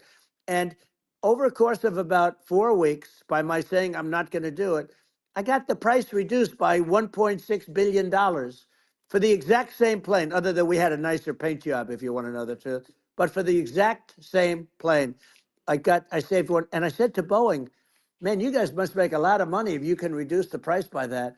But now what I do hear is that they're going back to the Biden administration and wanting big cost overruns, because they see these dopey suckers in there, and they'll end up getting some of the money back. But I shaved it by $1.6 billion for the exact same plane. And you can now take that and multiply that out times thousands of other Exactly. items. And Multiply it by yeah, a the zillion. numbers are And yeah. Yeah. astronomical. I agree with you.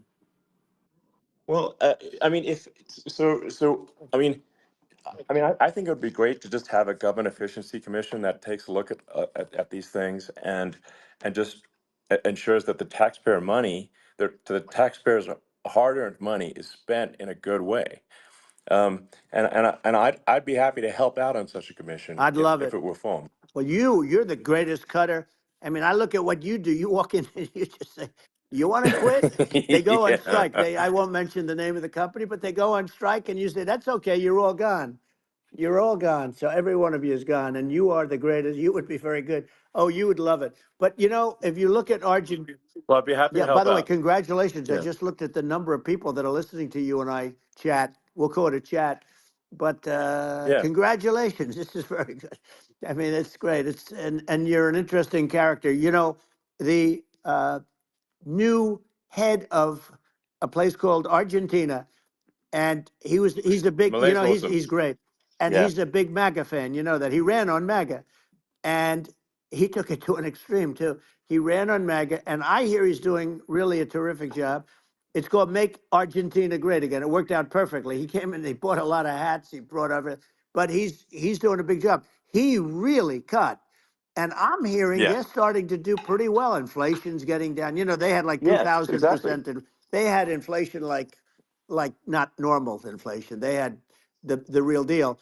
But we're going to Yeah. have that pretty soon. We have, I think we Yeah. have the worst inflation we've had in 100 years. They say it's 48 years. I don't believe it. I think we have the worst. They Yeah. don't include a lot of the items that should be included, you know. Yeah. Well, it's just from government overspending and not spending taxpayer money Yeah, effectively, and having just like so many departments you can't even name them all, and what Milei is doing is he's cutting government spending, he's simplifying things, he's having putting in regulations that make sense, and we're Argentina overnight is experiencing a giant improvement that's in right. prosperity, but it's also a lesson for the United States, which is that um, Argentina used to be one of the most prosperous countries in the world. Um, That's right. in the like in the 30s, 40s, and because of bad government policy, it ruined the country. And if you take Venezuela, for example, Venezuela should be incredibly prosperous. They have phenomenal reserves of everything, oil, everything, and it should be prosperous. But if the government's wrong, it impoverishes the people. And so I think we should not be complacent in the United States in thinking that and taking our prosperity for granted, because if with bad government policy, we can run the country into the ground.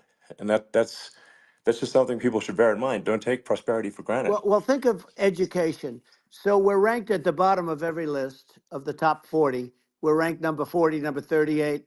Uh, Norway, Switzerland, Sweden, different countries are ranked good. Actually, China's pretty close to the top. They're a top 6 or 7, but we're ranked at the bottom, almost at the bottom, 38, 39, 40. In other words, horrible. And yet we spend more per pupil than any other country in the world. So we spend more. And what I'm going to do, one of the first acts, and this is where I need an Elon Musk, I need somebody that has a lot of strength and courage and smarts.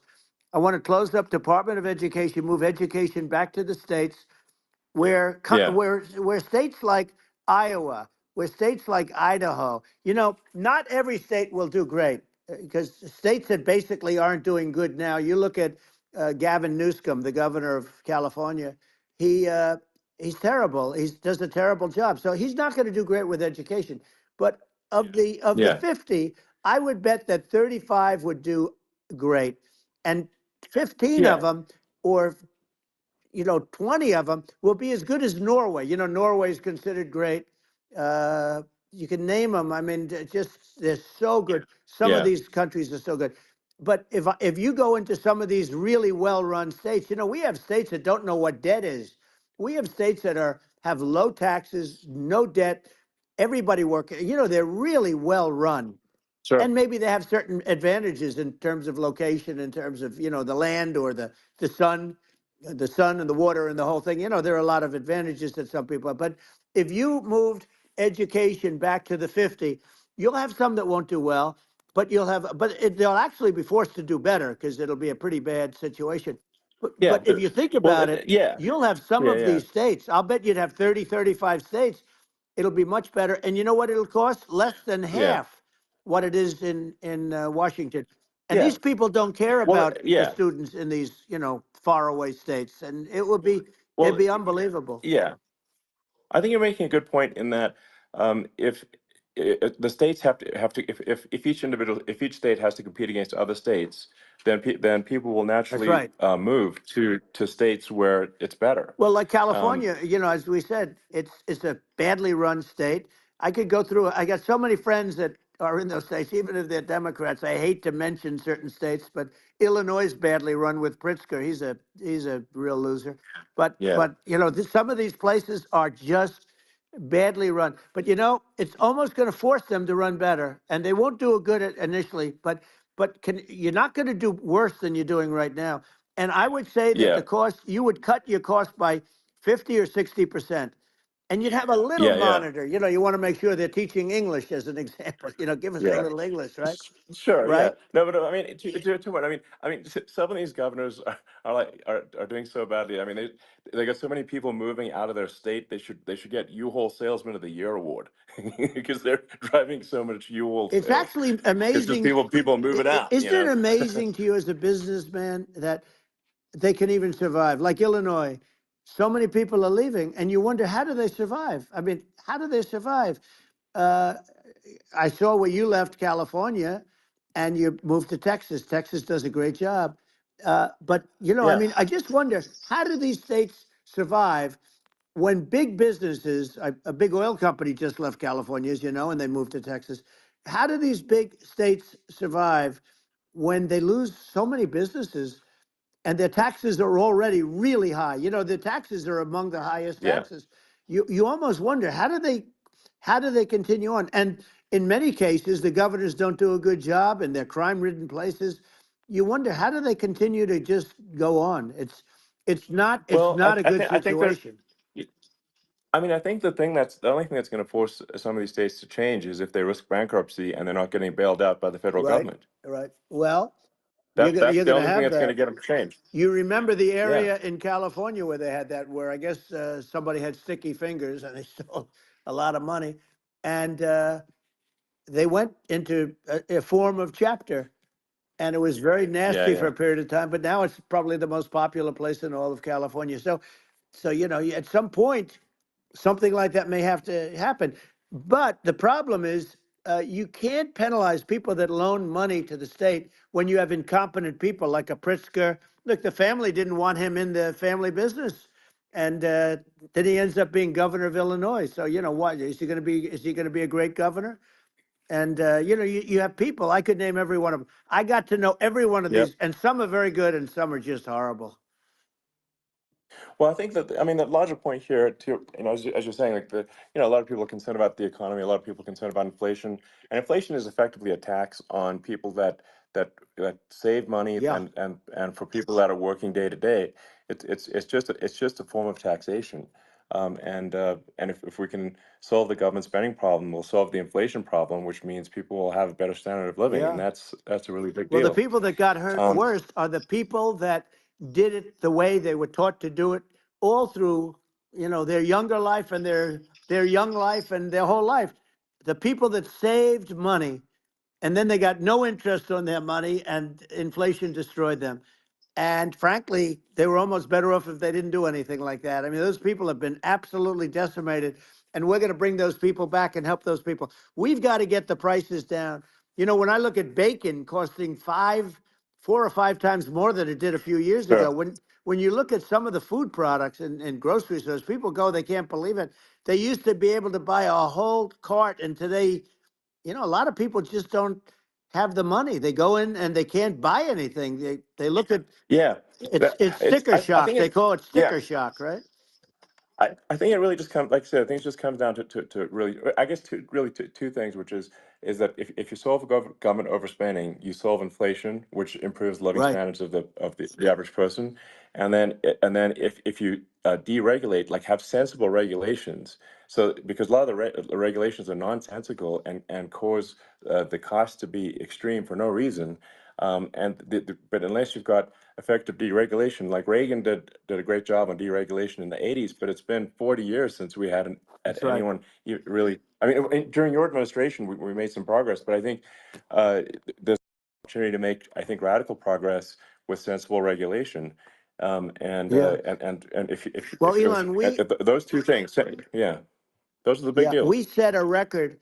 We did more deregulation and more restrictions on all of the different businesses than any other president. Remember, I had the rule for everyone we put in, you have to get rid of 10 or 12. And we did Yeah, radical cuts on all of that. And a lot of that's being put back by this administration. And we did radical cuts on things that weren't necessary. But we were all set. You know, we had the best economy ever maybe in the world. And then what happened is COVID came in and we had to focus on that and nobody knew what it was. And I always say I got good marks on economy, good marks on military. We knocked out ISIS. We did so many different things. We rebuilt. But, you know, I never got the credit that we really deserved on what we did with COVID. We never got the credit. But if had that not happened, a gift from China, from Wuhan, came in from Wuhan, the Wuhan labs, and I always said it, and it turned out to be right. But yeah, had that not happened, we were set to start reducing debt We were going to reduce taxes further. I gave the largest tax cuts, and we were going to reduce taxes still further for middle income people, not only businesses. But we did it for Sure. businesses because they're the ones that's why we had the great job numbers. But we were set to really start reducing debt. And, we're sitting on the biggest pile of liquid gold anywhere in the world, bigger than Saudi Arabia, bigger than Russia. And we were going to drill and we were going to make so much money. We were going to supply Europe with oil. I had stopped the Russian pipeline and we were going to supply them with oil and gas. We were going to make a fortune. And then the COVID came in and we really had to divert. Then what happened is when they came in, we kept a lot of businesses alive. If I didn't do what we did, we would have had a 1929 type depression. But the problem is when Biden came in, he got trillions of dollars and just started spending it stupidly. You didn't need it anymore. We got over that bad period where everybody was dying and feeling, it was just not a good period. Interestingly, during his administration, many more people died during his administration of COVID than during my administration, and we really got the brunt of it. But people don't realize more people died during his administration than ours. But it diverted us from doing what I wanted to do. But we had the greatest for almost 3 years. We had the Yeah. great, and you know that probably better than anybody. So many of your friends said to me, the best years we've ever had in business were during the Trump years, and also said that African American, Hispanic American were so incredible. They were having the best. Asian American women, men, young people without a diploma, young people that graduated from the best colleges, from MIT, from the Wharton School, from all of the great colleges, Harvard. They were doing better, and people without a diploma were doing better, and everybody was happy. And then COVID came, and Sure. we had the problem is they spent trillions and trillions of dollars. They wasted. They shouldn't have taken any money, and we wouldn't be having inflation right now, which is killing our country. Yeah, yeah. Yeah, absolutely. I mean, I should probably say something about maybe my views on climate change Yeah, and oil and gas, because I think I'm probably different from what most people would assume, because my views are actually pretty, I think, moderate in this regard, which is that I don't think we should vilify the oil and gas industry and the people that have worked very hard in those industries to provide the necessary energy to support the economy. And if we were to stop using oil and gas right now, we would all be starving and the economy would collapse. So I don't think it's right to sort of vilify the oil and gas industry. The world has a certain demand for oil and gas, and it's probably better if the United States provides that than some other sure. countries. And it would help with prosperity in the U.S.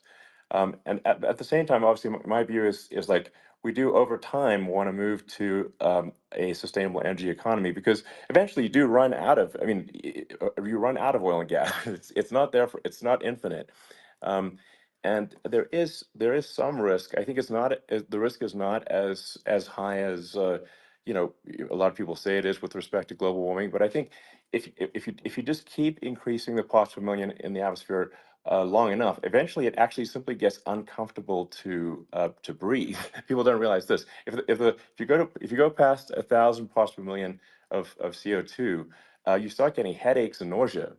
And so we're now in the sort of 400 range. We're adding, I think, about roughly 2 parts per million per year. So I mean, it still gives us. So what it means is like we still have quite a bit of time, but so there's not like we don't need to rush, and we don't need to stop farmers from farming, or you know uh, prevent people from having steaks or Right, basic stuff like right. that. Like you can leave the farmers alone, I agree. in How my opinion. crazy is that where I mean, you have farmers that are not allowed to farm anymore and have to get rid of their cattle, and the whole world is yeah, a that's little silly. crazy, but it's largely taken its lead from us. I do say though, I've heard in terms of the fossil fuel, because even to create your electric car and create the electricity needed for the electric car. Fossil fuel is what really creates that at the generating plants. And, so you sort of can't get away from it at this moment. I mean, someday you might be able to, but I do hear we have anywhere from 100 to 500 years left. much of it hasn't even been found yet. Yeah. But there are tremendous, like Anwar. I got Anwar in Alaska approved. Ronald Reagan couldn't do it. Nobody could do it. Everybody tried. Nobody could do it. I got it approved. The first thing that Biden did was unimprove it, to get rid of it. He ended Yeah. it.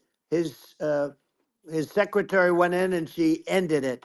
And what a disgrace. That's Anwar. That's bigger, or they think it could be bigger than Saudi Arabia in Alaska.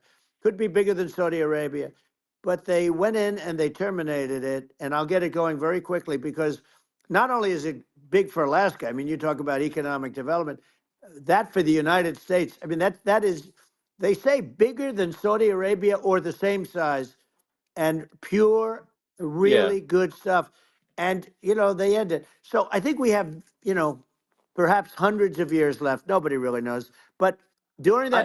that I mean, time, my something will estimate. come around that will be Yeah. very good. Yeah. Yeah.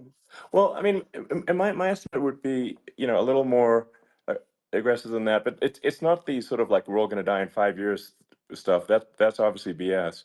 Um, but I mean, my view is like if you just look at sort of the parts per million that increments every year, you get sort of 2 or 3 parts per million every year of CO2. Uh, y- I mean, I think some of that it's problematic if it accelerates, if you start going from 2 or Right. 3 to say 5, and then there may be some situations where you get just a step change increase in the CO2. Hmm. Um, and I think we don't want to get too close to 1,000 ppm, because like that's actually makes it uncomfortable to breathe. Like just existing in 1,000 ppm CO2 is uncomfortable. That's like that's considered like an industrial hazard. Right. Just so it's that's actually, you start getting headaches and stuff. So it's even without global warming, it's not comfortable to live in. So you don't want to get too close to that. But I mean, I think we've got. I think we want to just move over, and like, and if I don't know, 50 to 100 years from now, we're I don't know, mostly sustainable. I think that'll probably be okay. Um, so it's not like the house is on fire immediately, but I think it is something we need to move towards. And on on balance, it's probably better to move there faster than slower. But like I said, without vilifying the oil and gas industry, and without causing hardship in the short term. I think this can be done without, but people can still have, a stake, and they can still drive gasoline Sure. cars, and it's okay. It's like it's not. I don't think we should vilify people for it, but I think we should just generally lean in the direction of sustainability. And I actually think solar is going to be a majority of Earth's energy generation in the future, and it's certainly trending that way. Hmm. And so you get the solar power, combine that with batteries, so because obviously the sun doesn't shine at night, and then you use that to charge the electric cars, and you have a long-term sustainable solution. And that's what Tesla is trying to move things towards, and I think we've made a lot of progress in that regard. But when you look at our cars, we don't believe that environmentalism, that caring about the environment should mean that you have to suffer. So we make sure that our cars are beautiful, that they drive well, that they're fast, they're sexy. I mean, they're cool. In fact, literally, I mean, this sexy joke, Model S, Model 3, Model X, and Y spells out sexy. It's probably the most expensive joke out there. Um, but I don't know, I like cheesy humor, So, um, but I'm a big fan of like let's have an inspiring future, and Yeah. let's work towards a better future, and we can do so without demonizing Right. people. I'm okay. It's very interesting. You use the word global warming, and today they use the word climate change because you have some places that go up, and so they were getting themselves in a little trouble with the word global warming, because not every place is warming. Some places are going the opposite direction. But I'm sort of waiting for you to come up with solar panels on the roofs of your cars and on the trunks of the cars. And it just seems like something that at some point you will come up with. I'm sure you'll be the first. But it would seem that a solar panel on the roofs, on flat surfaces, on certain surfaces might be good, Yeah, at least in certain areas of the country where you have or the world sure. where you have the sun. But I would think, and I have no idea because that's not my world, but I would think that this would be something that would be interesting. But the one thing that I don't understand is that people talk about global warming or they talk about climate change, but they never talk about nuclear warming. And to me, Sure. that's an immediate problem because you have, as I said, 5 countries where you have major nuclear, and probably some others are getting there, and that's very dangerous. That's where you need a strong American president because you don't want to have this proliferation. But you have 5 countries and getting more. China is much less than us right now, but they're going to catch us sooner than people think. They're way lower. Russia and us are number 1, and I mean, we're sort of tied. And China is far behind, but they're developing at a level that you're not surprised to hear very fast. They'll end up catching up, maybe even Yeah. surpassing. But to me, the biggest Yeah. problem is not climate change. It's not, and everything's a problem, but it's degrees. To me, the big problem is the nuclear power. The power of nuclear is so great.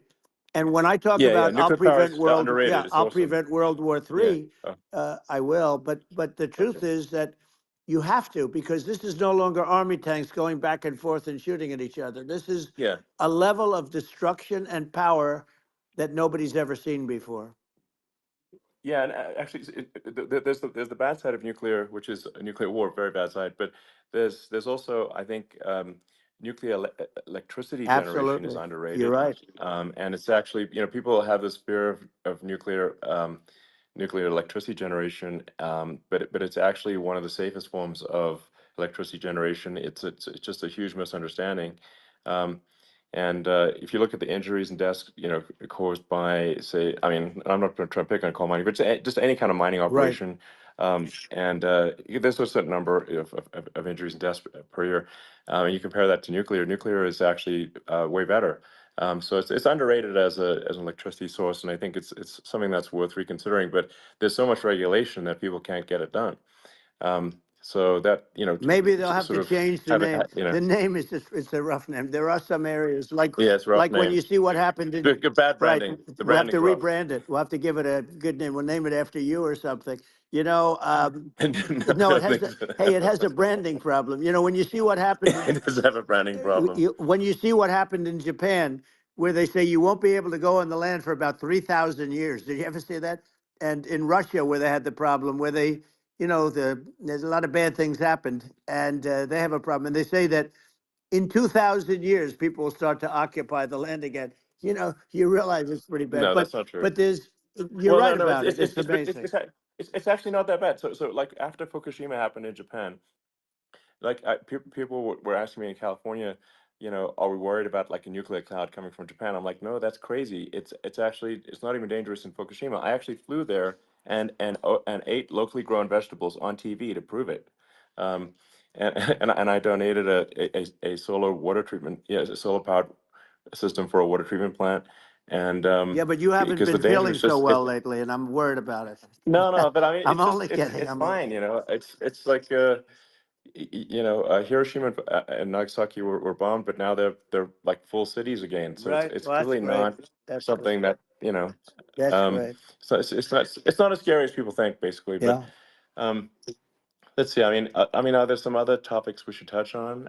Oh, like lawfare. I think Well, we need to be concerned about. what they've done to Um, this country. obviously, Yeah.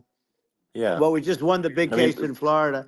This was a Biden administration did something that's never been done in this country, and that's go after their political opponent, me, with this nonsense and just nonsense. And the big case in Florida we won, but they always pick a judge and a jury, and they use local DAs, they use the local attorney generals, like Fani, spelled yeah, Fani, Fani, and yeah, it's yeah. all a big hoax, and it's all run from there. Like in Manhattan, the one of the top people from the Justice Department went in, ran Manhattan, ran the state. The Letitia James deal was run by a person from the Department of Justice, Biden. They've never done this before, Sure. and they set up a very bad precedent. It's called lawfare, warfare. Yeah. It's a terrible thing, and Never happened in our country. It does happen in banana republics and third world countries, but it's never Yeah, happened. And the incredible thing is it actually drove my numbers up because people see, fortunately I have a platform like you, or, in all fairness, like a conversation like this, where I can talk about it and people understand. I mean, you fight for election integrity and you end up getting indicted because you're fighting for election integrity. And when the day comes that you can't fight for election integrity, you don't have a country anymore. So what happens? What yeah, happens is they, when after their political opponent, me, now Biden's, close to vegetable stage, in my opinion. Okay, I looked at him today on the beach, and I said, why would anybody allow him? The guy could barely walk. Why would anybody allow him? Does yeah. he have a political advisor that thinks this looks good? He thinks this looks good because it looks so bad, and it's ridiculous. I mean, and he's been doing Right, that right. for a long time. He can't lift the chair. The chair weighs about 3 ounces. It's meant for children and old people to lift, and he can't Yeah. lift it. The whole thing is Well, crazy. he's clearly not, I mean, he's clearly like we just don't have a president right You now. don't That's have a just obviously the president, and case. she's going to be worse than him Um, because she is a San Francisco liberal who destroyed San Francisco, and then as Attorney General, she destroyed California. You talk about location, and we're talking about the sun and the water and all. There's nothing better than California. She has destroyed that. She was the original DA. She was the original in San Francisco. She was the original Attorney General in California. What she has done to California is, well, you know better than I do. You just left California for a lot of those reasons. And what she's done with crime, with cashless bail, where you kill somebody. I mean, we have states now you kill somebody and they let you out right away. I mean, you don't have to even put up, and then they never find the people unless they kill again, and then they let them out again. Our yeah, country is becoming a very dangerous place. And she is a radical left San Francisco liberal. And now she's trying to protect. Now she's looking like she wants to be more Trump than Trump, if that's possible. I don't think it's possible, but she wants to be more Trump than well, Trump. yeah. I want a wall. I I want, think that's she yeah, wants to release all the yeah, prisoners that are in detention, and some of these guys are really bad. right. That just came Yeah, I out just saw today. that. She Yeah, doesn't want to build the wall, even though the walls work. Walls and wheels. In your business, everything you do is obsolete. Almost, well, not the tunnels, but everything is obsolete. Even your rocket ships, they're like a month later, they're obsolete. You find a better way to. The only thing that's not obsolete is a wall and a wheel. And the wall, I built hundreds of miles of wall, and that's why we had such good numbers. I was going to add yeah, 200 miles. We bought it. We could have flipped it up in 3 weeks, and they sold it for 5 cents on the dollar. That meant, I said, wow, that means that they actually do want to have open borders. She wants to have open borders, and now she's going like she's tough on the border. It's such a lie. yeah. This is simply not true. Yeah, This is simply no, not and true. everybody Yeah, knows it's it's simply not not true. true. It's a disgrace that she can Yeah. say it. No, I mean, obviously, what's happening sort of overnight is they're rewriting history and making Kamala sound like a moderate when in fact she is far left, like far, far Worse left. than Bernie Um, Sanders. She is considered more yeah, liberal by far than Bernie Sanders. She's a radical left lunatic. And if she's going to be our president, very quickly, you're not going to have a country anymore. And she'll go back to all of yeah, the things that she believes in. She believes in defunding the police. She believes in no fracking, zero. You don't. Now all of a yeah, sudden yeah, she's yeah. saying, no, I will. I really want to see fracking. If they got in, the day she got in, she'll end fracking. And by the way, if people didn't think that, the lunatics that really believe in that, they won't vote for her. Like like the Yeah. Palestinians and Israel. She is so anti-Israel, and she's bad for both. Biden actually did something that was impossible. Both sides hate him. Both sides. That was a hard Yeah. thing to do. Unification. Yeah, no, no. I mean, Netanyahu came to give a talk to a joint Senate and House sitting, and I was there, and Kamala stood him up. What does that say? I think Um, it's highly that's disrespectful. And I say, if you're a Jewish person or if you believe in Israel, if you're a person that, is a very pro-Israel, if you vote for her, It's worse than Biden, and Biden was bad. But if you vote for her, you ought to have your head examined. And you see tonight, I mean, as we're doing this, I'm seeing reports coming that they expect an attack tonight or tomorrow from hundreds and maybe thousands of rockets. You know, their Iron Dome, as they call it, as we all call it, but their shield that they build, that can be swamped. We'll use the term that's Yeah. appropriate, swamped. But they Yeah. swamp it by shooting enough missiles. You know this better than anybody. By shooting enough missiles, Sure. they can't defend themselves. You know, they just obliterate the whole Yeah. place. And that's what some people think they're looking to do. And we have no leadership. There's no respect for the United States of America with these people. And I'm telling you, Yeah. she'll be worse than him because she's a believer Yeah. No, in I being think you're right. radical left, and he wasn't.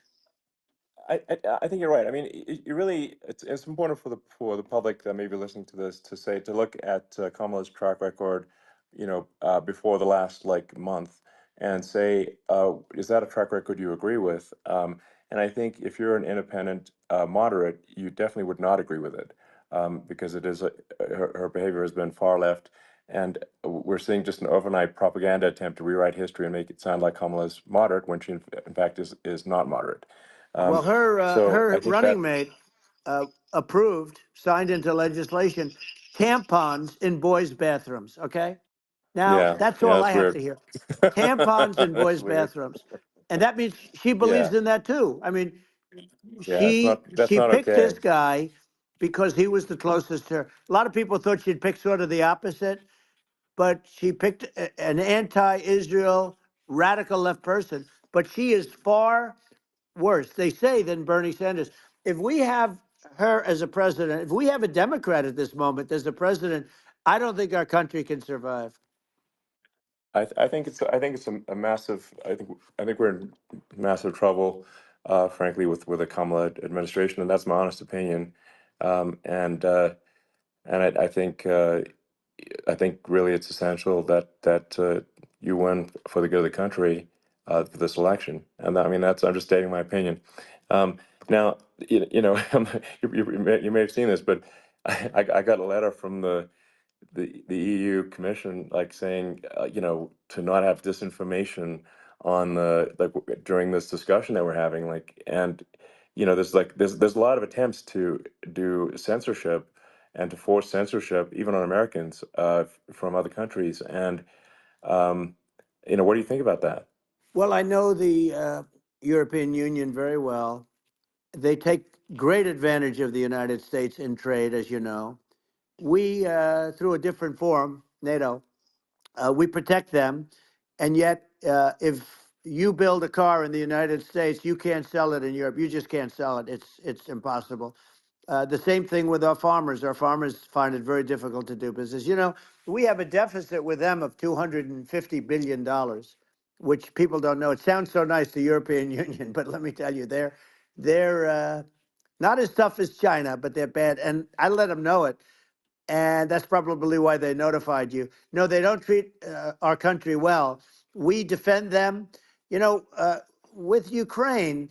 So we're in for 250 billion, and they're in for about 71 billion, and they have the same size. It's if you add up the European nations that in terms of an economy, it's about the same size. When you say as us, and they're in, Yeah, and they're in much greater risk. They're right there. We have an ocean separating us from, in this case, the enemy would be Russia. It used to be for the yeah, Soviet Union, but let's assume they're close enough. And what happens is uh, they're in for 70 something million. I think even less than that, billion, and we're in for about 250 billion, and it could be a lot higher than that. And I say, why aren't you going to equalize? Why aren't they paying what we're paying? And they're in much more, it's much more important for them because of the fact that, they're right near there. I mean, they're all sort of in that location. We're not. But yeah, they should, and I did it with NATO. There were only 7 countries that were paid up in NATO out of 28 at the time. And the United States yeah, was yeah, the United States was subsidizing NATO, tremendously subsidizing NATO. And I went yeah, in and I said, you yeah, got to pay up. If you don't pay up, we're not going to defend you any longer. I took a lot of heat, But you know what happened? Billions and billions of dollars came flowing in, and Yeah, I think a lot of the public isn't aware of the fact that the United States pays a disproportionate share of the NATO expenses, and then we get even though taken like advantage of on trade. So think yeah, about it. well, I mean, the point of NATO is defending Europe, and it's it's like then okay, well, why is the United States paying disproportionately more to defend Europe than Europe? That doesn't make sense. That's unfair, and that is an appropriate thing to address. Well, Um, when you talk about so cost cutting and savings and everything else, I mean, honestly, look, there's nobody that feels worse about the Ukraine situation than I do because I know it would have never happened. I know Zelensky, he was very honorable to me because when they went with the Russia hoax and they said I had a phone call with him, he said it was a perfect phone call. It was a great phone call. He could have grandstanded and, said, oh, he was very threatening. He said, no, it was a very nice phone call. I called him up to congratulate him on his win, and you end up getting impeached because these people are yeah, yeah, lunatics. I was talking about the difference from the people within and the enemies on the outside. In many cases, the people from within are more dangerous for our country than the Russias and the Chinas. If you have a smart president, you're not going to have a problem with them. You're going to do things. yeah, Now, they've taken advantage yeah, of us absolutely. incredibly, but you're going to do things with the right person. Yeah, well, I think it's obvious that you're a believer and an advocate of free speech because during your first term as president, you were attacked relentlessly every day, often very unfairly with with false attacks, and you didn't try to shut down the media, you didn't try to uh, inhibit their freedom of speech, and I think that says a lot. Well, the good thing is that you and I have, and some people, very few, we can get the word out. Although sometimes it's hard because they don't want to print it, like we're having a great conversation right now. Kamala wouldn't have this conversation. She can't because she's not No. smart. She's not a smart person, by the way. She can't have this conversation. And Biden, we don't even have to talk about it. I mean, he couldn't have this conversation. He would have given up on the first half of a question. He would have walked out. He would have said, "Where am I? Where am I going?" So anyway, but Yeah, no, he wouldn't have this. that's true. Not a lot of people would have this conversation, but we cover a lot of territory. But the beauty is that we can have a conversation, and Yes, you can I'm actually able have a to get it conversation. out without because I get treated unfairly This by is a the really press. big point. You can actually have a conversation with you, Yeah, it's nice, isn't it? and you can't have a conversation with Biden or Kamala. It's like not. It's not possible. That's true. Um, It's so this is like talking to an NPC. no. So it's just Well, impossible. but think of it. We need a man or person who's unbelievably sharp in order to stop all the nuclear danger and all the dangers that I'm talking about. And I got along with all these. I got along with Kim Jong Un. We had dinner, we had everything, and he really liked me, and I got along with him really well. By the way, he's the absolute boss over there. A lot of people said, "Oh, do you think he really?" That's for Let me sure. tell you, I saw things that you don't want to know about. He is the boss. But we had a good relationship, and he doesn't like Biden. He considers him a stupid man. He said he's a stupid man. Well, at least he speaks his mind. But in this country, you're not sort of allowed to say it. But I guess you are. You should be allowed to say it if Yeah, it's true. But we need smart people, and we need people that have an ability to lead. And she doesn't have that ability. Can you imagine? Now yeah. Chairman Xi very well. Can you imagine her and him negotiating, or No, it's even silly. It would be standing silly. together? It is, the whole concept Yeah. is ridiculous. She is terrible. She's terrible. But she's getting a free ride. I It saw a would. picture of her Yeah, yeah, on Time Magazine today. She looks like the most beautiful actress ever to live. It was a drawing, and yeah, actually, yeah. she looked very much like our great first lady, Melania. She looked, Yeah. she didn't look like Camilla. That's right. But of course, she's a beautiful woman, so we'll leave it at that, right? Yeah, well, maybe like I think part of what people in America want to, people in America want to feel excited and inspired about the future. They want to feel like the It's future is true. going to be better than the past, and that America is going to do things that are greater than we've done in the past, reach Right. new heights that make you proud to be an American, and excited about the future. Um, They want the and I American think dream this, back. They want the American dream back. More important than anything else. It's like you don't have that today because the people they've been just sucked. They see incompetent people running our. You know, the Biden thing is very interesting. People just found him to be incompetent. And when I debated him, I was like, is this for real? It was Yeah, it was just absurd. But I think there are like some grand projects that we could do. I mean, I think like we could build a base on the moon. We could send American astronauts to Mars. We right. could build high speed Yep. connections that are more advanced than anything else in the world between our cities, so people have fast transport. Um, that it's possible to solve traffic with tunnels. That's right. We already made great progress in Vegas doing that, and and just do things that are exciting and inspiring and make the future feel like it's better than the past. Well, I saw what you Like, did in Vegas, and I'll tell you, it was amazing. I got to see. I took a big glimpse at it, and it's incredible. It's incredible, and you could do that all over. You could do that all over. It's deep. yeah, You and don't even need much structure. Assuming you're in the right areas. no, it's straightforward. It's amazing. So I think we could do some things that like China's got incredible high speed rail between its cities, but I think it's actually possible with tunnels if with deregulation with an ability to actually where it's like legal to actually do the tunnels. Then you could have high speed tunnels that are actually better than anything else in the world for high speed transport between Yeah. cities, and that would be something that Americans can say, "Wow, okay, we've got something that's cooler than anyone else in the Yeah. world." That's the kind of thing that makes you proud to be an And American. much safer than surface trains where there is a danger there, with crazy Yeah, people. It's much safer, much better.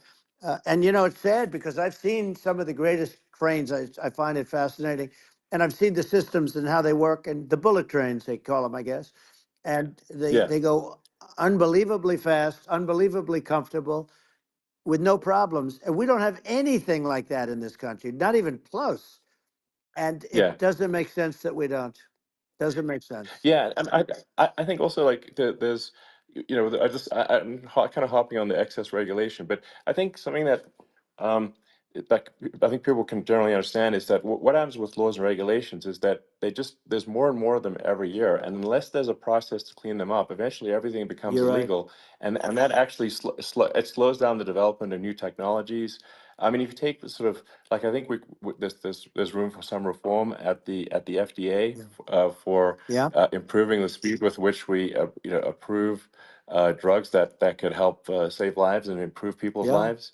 And I worked very hard and on that. We got that down yeah, to the lowest number ever, and we got therapeutics approved in the FDA that people can't even believe the speed. But I took them on. I don't think they like me too much, but I got things approved in the FDA at numbers that they wouldn't believe. And it's a very bureaucratic group. Actually, it's a fine group of people in many cases. I got to know a lot of them, but I was pushing them really hard for Regeneron, for so many different things that were really pretty amazing. But the FDA takes too long. It's 12 years to get a product approved. I got it down to 4, and I yeah. got some things done very quickly. But it's really something that is going to have to be worked on because it takes too long.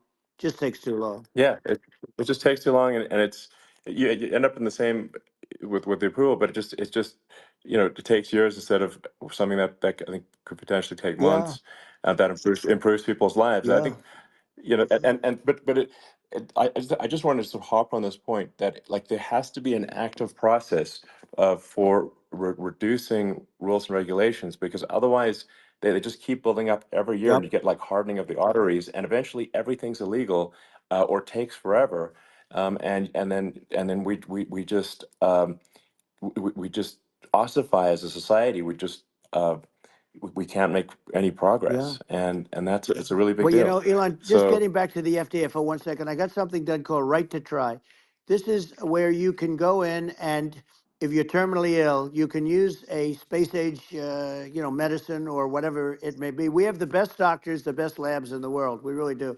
And but people would go to other countries because you couldn't use the product, even if they thought it worked, because it's going through the FDA. I got it approved yeah, where you can yeah, you basically you look, nobody wanted, the doctors didn't want it because of the liability, the country didn't want it, our country, because they didn't want to get sued. these are people terminally ill. The insurance companies didn't want it, and the pharmaceutical companies, nobody wanted it. I got everybody into a room, and we came up with an agreement that you won't get sued. And also, they didn't want it on their record. If somebody's terminally ill and they die after taking a drug, they didn't want that on their record. So we set a separate list if somebody was, so it wouldn't count as a negative. Yeah. Okay. And as you know, we got it Yeah. done. We have saved right to try. They've been trying to get this done for 58 Yeah. years. And it sounds simple, but it wasn't because, you know, I mean, you know, the insurance companies, nobody wanted it, but we got it done. Sure. Somebody signs, you sign a document that you're not going to sue the insurance companies, the country, you're not going to sue anybody. And we got it done. And we're saving tens of thousands of lives. Right to try. Hopefully you never need it. But if you Yeah. do, you don't have to travel to Asia. You know, people, Right. if they had money, they go to Yeah. Asia, they go Sure. to Europe. If they don't have money, they go home and die. That's what happened. They'd go home and Yeah. die. Well, I mean, and actually, to give Europe some props here, it's like if a drug is approved in Europe, which has a crazy amount of regulations, it should obviously be approved in the U.S. Yeah. I mean, they get more regulations than we do. So why would a drug be approved in Europe and not in the U.S.? That's crazy. Well, we did it. We did Um, something that really, they've been trying to do it for 50 years and they just couldn't get it done. And I got it done. And it's really something. But you're right. Some people go to Europe because a drug isn't approved here, but it's approved in Europe. And it's a drug that, generally speaking, would yeah, work. It's pretty crazy. You're absolutely. right. And I think so, as long as people are properly informed of the pros and cons and like these are the risks, these are this is the risk, and like you make your own decision. Yeah. That makes sense. Well, I think just, you know, So in sort of closing up, and by the way, I'm looking at the numbers. You got a lot of people listening. I hope you don't get yeah. nervous because you got a lot of people listening to you right now, like 60 million or something. What is that number? It's crazy. It's amazing how you can see that right away. How many? What is the number? Wow. What is it? Well, Wow. I think in Wow. terms of people That's a that big. That's bigger than you said. You said 25, and you're much more than double that number, 25 million. I think you're going to be 60 or 70, and I guess over a period of time. Hey, I congratulate you. Do I get paid for this or not? well, I think actually in terms of the number of people that will hear this conversation over the next few days to Right. weeks, it's going to be hundreds of That's what they millions. say. Yeah, that's good. Well, look, it's an Yeah. honor. Yeah, I just asked this: are you better off now, or were you better off when I was president? Nobody's better off now. People, you know, we put out polls on that, and nobody's better off now. Inflation has killed it. And you know, they also feel very unsafe. You look at what's going on with a lot of different things. You look at the riots we had at the Yeah. colleges over, I mean, it's ridiculous, but Right. all of the riots, they just feel unsafe. And now they really feel unsafe because you have a new form of crime. It's called migrant crime. I call it Biden Well, migrant yeah. crime. Maybe I'll call it Well, Kamala I, migrant crime. But I mean, with all these things, I always try to get to the ground truth by just asking people. And my mom lives in New York, and I was like, Mom, do you know, have any of your friends, been attacked or assaulted? And she said, yeah, three of her friends in three separate crazy. incidents were assaulted just in recent months, just walking around the streets of New York. And I said, well, did what happened to the people that assaulted them? Oh, nothing. They got away. Like, and they just They know that always get away. nothing's going. And they don't even bother reporting it because there's not. They know that there's not. They're not going to. People are not going to get prosecuted. They just let violent criminals out in New York The only one with that gets zero bail. prosecuted is Donald Trump. They don't get, they prosecute Trump. Yeah, I mean it's just obviously messed Oh, up it's terrible. if violent criminals are being getting off scot Yep. free, and meanwhile New York spending massive resources prosecuting you, and it's like what's this and I think the sort of sensible public looks at this and says what the heck's going on here? This is obviously abuse of the legal system. Um, the legal system is supposed to be protecting the That's right. public from violent criminals, and it should be obviously allowing the public to make their own decision about who should be president, as opposed to some legal case. Once they start this precedent, because this can go on with the next one. I mean, this is a very bad precedent, what they're doing. in terms of, going after their political opponent. And that's all it is. It's going after their political opponent. Yeah. And then you get a judge who's, a strong Democrat. And I'm being nice when I say that, in many cases, crooked as hell. But you get a judge and you go into an area where a Republican gets 3 or 4% of the vote. And, you'll have a jury pool Yeah. with people that hate Republicans or hate. It could Sure. also be the other way, though, Of course. because it could start the other way in areas where they hate Exactly. Democrats. And you get into a Yep. Pandora's box. It's a very dangerous thing for this country, and a very dangerous thing even for the state. New York City is Yep. losing. New York Absolutely. City and state lose a lot of business over what they did to me, because these people say, we don't want that to happen to us. That's no justice system. You have an unfair system of Yes. justice, and it's costing New York State a tremendous amount of money. People are leaving and companies are leaving, and they won't come back.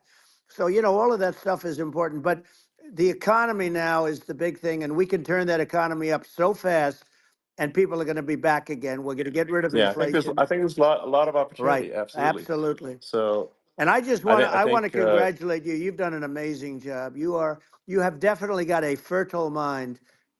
We can talk, you and I can talk about rockets and, it's kind of you to say thank well, you. tunnels. We can talk about tunnels and rockets and electric cars, so many things. And now you're into the AI, and that's going to be another beauty, I'll say. So Yeah. it's an amazing thing you've done, Elon. It's an amazing thing, and I Well, congratulate you. I mean, thank you. And well, I mean, I just to say here, here's to an exciting, inspiring future that people can look forward to and be optimistic and excited about what happens next. And that's the kind of future that I think you will bring as president, and that's why I endorse you. Well, I appreciate that. That endorsement meant a lot to me. Not all endorsements mean that much, to be honest. Your endorsement meant a lot. And, we have a phrase, make America great again. It's pretty simple, but it really says that we want to make America great again. And we can do it. We can do it now. But if we were going to suffer another 4 years like we've suffered for the last 4 years, I'm not sure the country can ever come back. That's how bad it is. It's so bad. We have to do a I lot of think that's a things. very real Yeah, risk. it's a big That's a risk. very real risk. Yeah. And it's, I'd just like to note to people listening, like I've not been very political before, and if you look at my record, I've actually been I'm not like some they try to paint me as like a far right guy, which is absurd because I'm like making electric vehicles and solar and batteries, helping with the environment, and and I actually I supported Obama. I stood in line for 6 hours to shake Obama's hand when he was running for president, and so it's not like I'm like some sort of dyed-in-the-wool long-term Republican. I call myself, uh, historically a moderate Democrat, and but now I feel like we're really at a critical juncture for the country, and uh, I think a lot of people thought the Biden administration would be a moderate administration, but it's not, and obviously we're just going to see an even further left uh, administration with Kamala. That's my honest opinion. I mean, her dad is literally. I mean, she was brought up as an actual. Her dad is a Marxist economist. You can Google it. I mean, it's not a. We're not making this up. That's how she was brought up. So, and we want to have a future that is prosperous, and I think we're just at this critical juncture, and I think this is a case of the America is kind of at a fork in the road, It's true. and I think it will take if the path to, like you are the path to prosperity, and I think Kamala is the opposite. Then that's my honest opinion. I'm gonna get attacked like crazy, and I've also experienced quite a bit of lawfare myself, and but I'm just trying to tell people my honest opinion, and I haven't been really active in politics before, and I'm just trying to point out that my track record historically has been moderate, if not moderate, slightly left. And so this is to people out there who are in the moderate camp to say, I think you should support um, Donald Trump for president. And I think it's actually a very important junction in the road, and we're in deep trouble if it goes the other way. Well, I want to thank you. And, I actually always did think of you as somewhat left. I must say that. So it's Yeah. even more of an Well, honor to yeah. have your endorsement. I know how strong you feel about it. But, when you think of her, San Francisco, 15 years ago, I had a great friend, Bob Tish. He said it's the greatest city in America. and now it's almost not livable there. And California likewise. And she was involved in the destruction of San Francisco and the destruction of California. And she will be involved in the destruction of our country if people are so unwise as to elect her. And I hope that doesn't happen. And I hope the elections are going to be run honestly. And we're going to turn this country around. We're going to do things and we can do it fairly quickly. And we have to get rid of the criminals that have been, given to us by other countries as they laugh. They laugh at Yeah. us. They think we're stupid to accept these people. These are radical, stone cold killers in many cases and terrorists. And they're in our country by the hundreds of thousands. Yeah. And we have to take Yeah. them out. Yeah, I mean, if I could summarize it, perhaps, I think these are issues that I think most people in America would agree with, which is that we want safe and clean cities, we want secure borders, we want sensible government spending, we want to restore both the perception and reality of respect in the judicial system, stop the lawfare, and I think that's like, and how are those even right wing positions? I think those are that's just common sense, and that's I mean, would you agree with that? 100%. I don't understand, the whole, they call it progressive. They don't like the word liberal anymore, but call it liberal or progressive. I don't understand how somebody could say that it's okay for them to empty prisons into our country. And again, I told you their Yeah, crime it's rates definitely all not over the world okay. are going way down, which makes sense. In fact, the next time what we'll do is if something happens with this election, which would be a horror show, we'll meet the next time in Venezuela because it'll be a far safer place to meet than our country. Okay, so you and I will go and we'll have a meeting and dinner in Venezuela because that's what's happening. Their crime rate's coming down and our crime rate's going through the roof. And it's so simple. And you haven't seen anything yet because these people have come into our country and they're just getting acclimated. And they don't know about being politically correct law enforcement or lack of law enforcement. And our police, I have to just end with this. We have great police. We have great law enforcement, but they're not allowed to do their job. They have to be able to do their Yeah. job without being destroyed. Well, absolutely, and it's obviously demoralizing if you're a police officer risking your life to arrest violent criminals who could kill you and do kill you sometimes, and then you arrest the violent criminal, and then the DA doesn't prosecute, and they just let the guy out. Yeah. Well, then, like, why should a police officer risk their life uh, to arrest a violent felon Well, even if worse, if Elon, nothing's going to happen? even worse, they prosecute the police officer. They go after it and they prosecute the police officer and they take away his pension. They take away his Yeah. job. He loses his family. He loses his house. Well, I thought it was very telling, like incredibly telling, that when there was that case where sort of a gang of thugs beat up police officers. I think it was in Times Yep. Square in New York, and and then nothing happened to those guys. They were let out, zero bail, and I think a bunch of them were given free tickets to California. Well, what is I mean, that is a gross indignity against the United States, and that's how, I mean, this is insane. Like, have we lost all pride? What that how can such a thing be allowed to occur? I've never seen anything. You know? We see where they get shot. It's a very dangerous profession, but it's something they're very proud of and they want to be able to do their job. But I've seen them get shot. I've seen a lot of things. But I've never seen where these guys are standing in the middle of a big street, everybody watching them, and they're literally boxing, like punching, stand up fighting a police officer. There were two of them, and you Yeah, had about six yeah, of yeah. these guys, and they're punching the hell out of them. And in their own country, they would be dead if they did that. They'd be shot. They Yes. would be shot instantly. And they come from these countries, and it's taking them a while to realize that we don't do that in this country. But in their own Yeah, country, if they stood on a street and had a fight with a police officer, they would be shot. There's no political correctness, and yeah. It's it's just such a sad thing to see. And that's the reason you have crime, by the way, yeah, because we don't do anything about yeah. it. Yeah, we just cannot have a situation where our police officers are beaten up on camera by a gang of illegal immigrants, and then nothing happens to the guys that beat up the cops. I mean, and they're let out.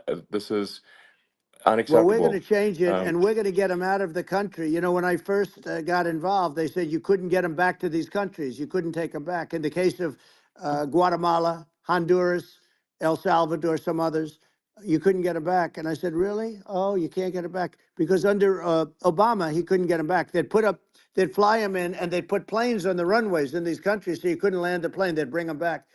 And the generals told me, sir, we can't bring them back. The countries won't accept MS-13 gang members. They won't accept them. And I said, really, how much do we pay these various countries in terms of economic aid, which is also somewhat ridiculous? And the answer was $750 million. I said, good. Tell them they're in default. They're delinquent. We're not paying them anymore because they won't accept Yeah, it. it's And you know what happened? They all called me, yeah, every one yeah, of them. They said, we would be honored to take them back, sir. We would be honored. It was so easy. But it's one of those things. And we got them back. We took in so many, you know, the MS-13 is probably yeah, the worst gangs in the world. They're the most vicious, violent. We took them out of here by the thousands and got them out of here. And their countries took them back. And because I said, you're not getting any more economic aid. And once I said that, they were nice. They wouldn't take them back for yeah, Obama. They yeah. wouldn't take them back for anybody. And now we have a problem because we have this guy, and they don't take him back anymore with Biden because they don't respect him.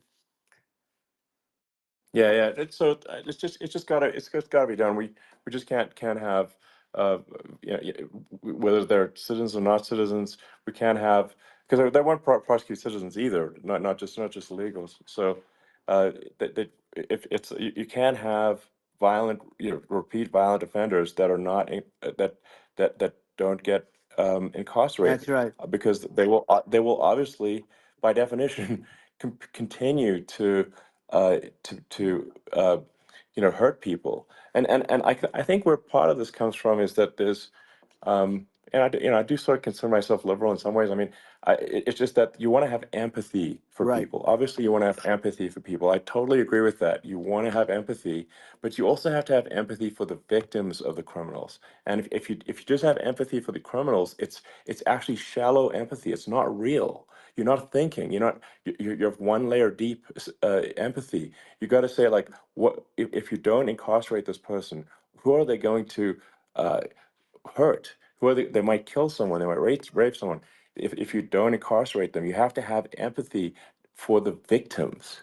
And there's a lack of empathy for the victims of the criminals, and too much empathy for the criminals. It doesn't make sense. That's why you want to have deep empathy for society as a whole, not shallow empathy for That's right. criminals. And we have to give our police officers the dignity and the respect that they deserve.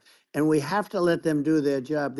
They can do a great job, but we have to let them do their job. And if we don't do that, it's going to all disappear. There's never been a society like this where you're allowed to do anything you want and nothing happens. And I'm talking about violent crime. And it's going to get more violent because these are really, really violent people. And we're going to get them out of our country, and we're going to get them back to because they were sent here by the presidents and by the various people that run those countries. And I know every one of those guys. And they're smart people, and they're streetwise people. And they really think that the USA is stupid. They think we're run by stupid people, and they happen to be right. But when I was there, we had no problem. We got them out. We took out thousands of MS-13 gang members. We brought them back. And now, again, it's the same old story. We don't do it. And they actually gave them a big increase in aid. They raised it up to billions of dollars, and they get nothing for it. So I hope everybody's going to vote for Trump, and we're going to get this country straight. And Yeah. I didn't need this. I'm like you. I didn't need this. I had a very nice Yeah, life. I didn't need to go yeah, through yeah. court systems and go through all the other stuff and run at the Sure. same time. I have to run. I have to go through fake trials with, in some cases, corrupt judges, totally corrupt judges. I didn't need it. I had a nice life. I have great locations. I have beautiful oceans that I have places. But I felt it was important. And if I had to do it over again, you probably think I'm crazy for doing it, actually. But if I had to do it over again, I would have done it over again because this is so much more important than me or my life. We're going to save this country. This country is going down. And these people are bad people that we're running against, and they're liars. They make statements. They do things that are so bad. They say they're going to make a strong border. They say they've been great on the border, and they've been the worst in history. They say they're Yeah, going to it's stop horrible. Like crime, the and facts speak for themselves. The it's so facts incredible. speak for themselves. Like it's gotten to the point where people just don't even bother reporting crime in a lot of That's cities right. because they know nothing is going to happen. Um, that's what I hear anecdotally from people all the time. Um, so it's just my values. I'm just saying to people out there, like the things I think are important for the future is like we've got to have safe cities, we've got to have secure borders, we've got to have sensible spending, and we've got to have deregulation, and Right. so we can have a prosperous future. And then we want to have some exciting, sort of moonshot projects that people can get fired up about. And that's the future I'm looking for. And I'm pro environment, but I'm not against. I'm not like I don't think we should vilify the oil and gas industry because they're keeping civilization going right now, and but I do think we want to move at a reasonable speed towards a sustainable energy economy. Those are my values, and I think and so I mean that's uh, why I'm supporting you for president. Well, I So appreciate it. We're going to give incentive to companies to come into our country, not to leave our country. We're going to be giving tremendous incentives. We want companies to build here, not to build in other locations. And we want to create jobs. And again, it's about the American dream. You don't hear about the American dream anymore, Elon. You don't hear, you're the American dream in the truest sense, but you don't hear about the American dream anymore. And you're going to hear about it.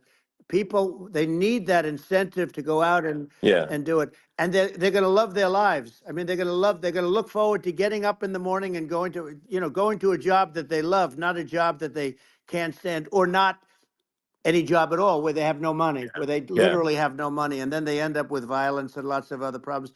No, we're yeah. going to do some great things. And I learned a lot in the first. We had a great economy and all of that. We rebuilt the military. We did so much, but I also learned the best people. I learned the good people, the smart people, the dumb people, the people that can do things. The people, you learn. When I first came in, I tell people I was in Washington D.C. only 17 times, according to the fake news media. I was in 17 times. I never stayed over. And you don't know people. You rely on other people to give you names, and then you realize the people you relied on weren't so good. Now, we had great people, but we also had some where I wouldn't have, used them had I known. Now I Yeah. know everybody. And I think we're going to really turn things around fast. We have no choice. Otherwise, we're not going to have a country. And I really appreciate this. Has been, to me, it's been a lot of fun being with you. You're an amazing guy. You've done an incredible job and a great inspiration to people, a great inspiration. And I hope you keep going and just continue to do well. And we're going to have a big election coming up. And I think November 5th will be the most important day in the history of our country. I think that election will be the most important election. And I think it'll end up being maybe the most important day in the history of our country, because if Yeah. we don't win, I just feel so sorry for everybody.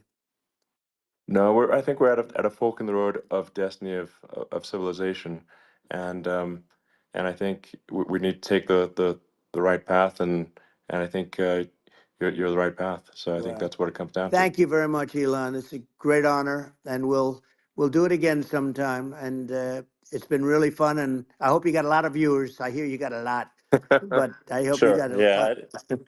I know you got a lot of them. So I appreciate it. I'll see you soon. All right. Sounds good. Thank you. Thank you, Elon. Thank you very much. Bye.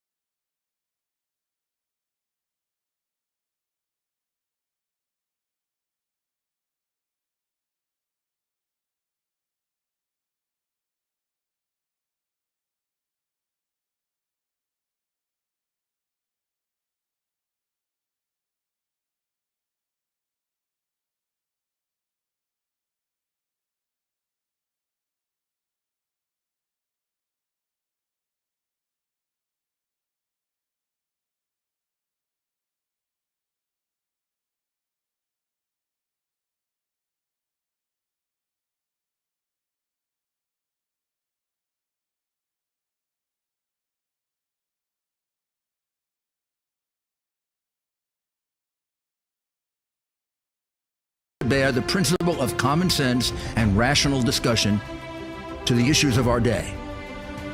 America was created at a time of great turmoil, tremendous disagreements, anger, hatred. There was a book written in 1776 that guided much of the discipline of thinking that brought to us the discovery of our freedoms, of our God-given freedoms. It was Thomas Paine's Common Sense, written in 1776, one of the first American bestsellers, in which Thomas Paine explained, by rational principles, the reason why these small colonies felt the necessity to separate from the Kingdom of Great Britain and the King of England. He explained their inherent desire for liberty, for freedom, freedom of religion, freedom of speech, the ability to select the people who govern them. And he explained it in ways that were understandable to all the people, not just the elite. Because the desire for freedom is universal. The desire for freedom adheres in the human mind, and it is part of the human soul. This is exactly the time we should consult our history.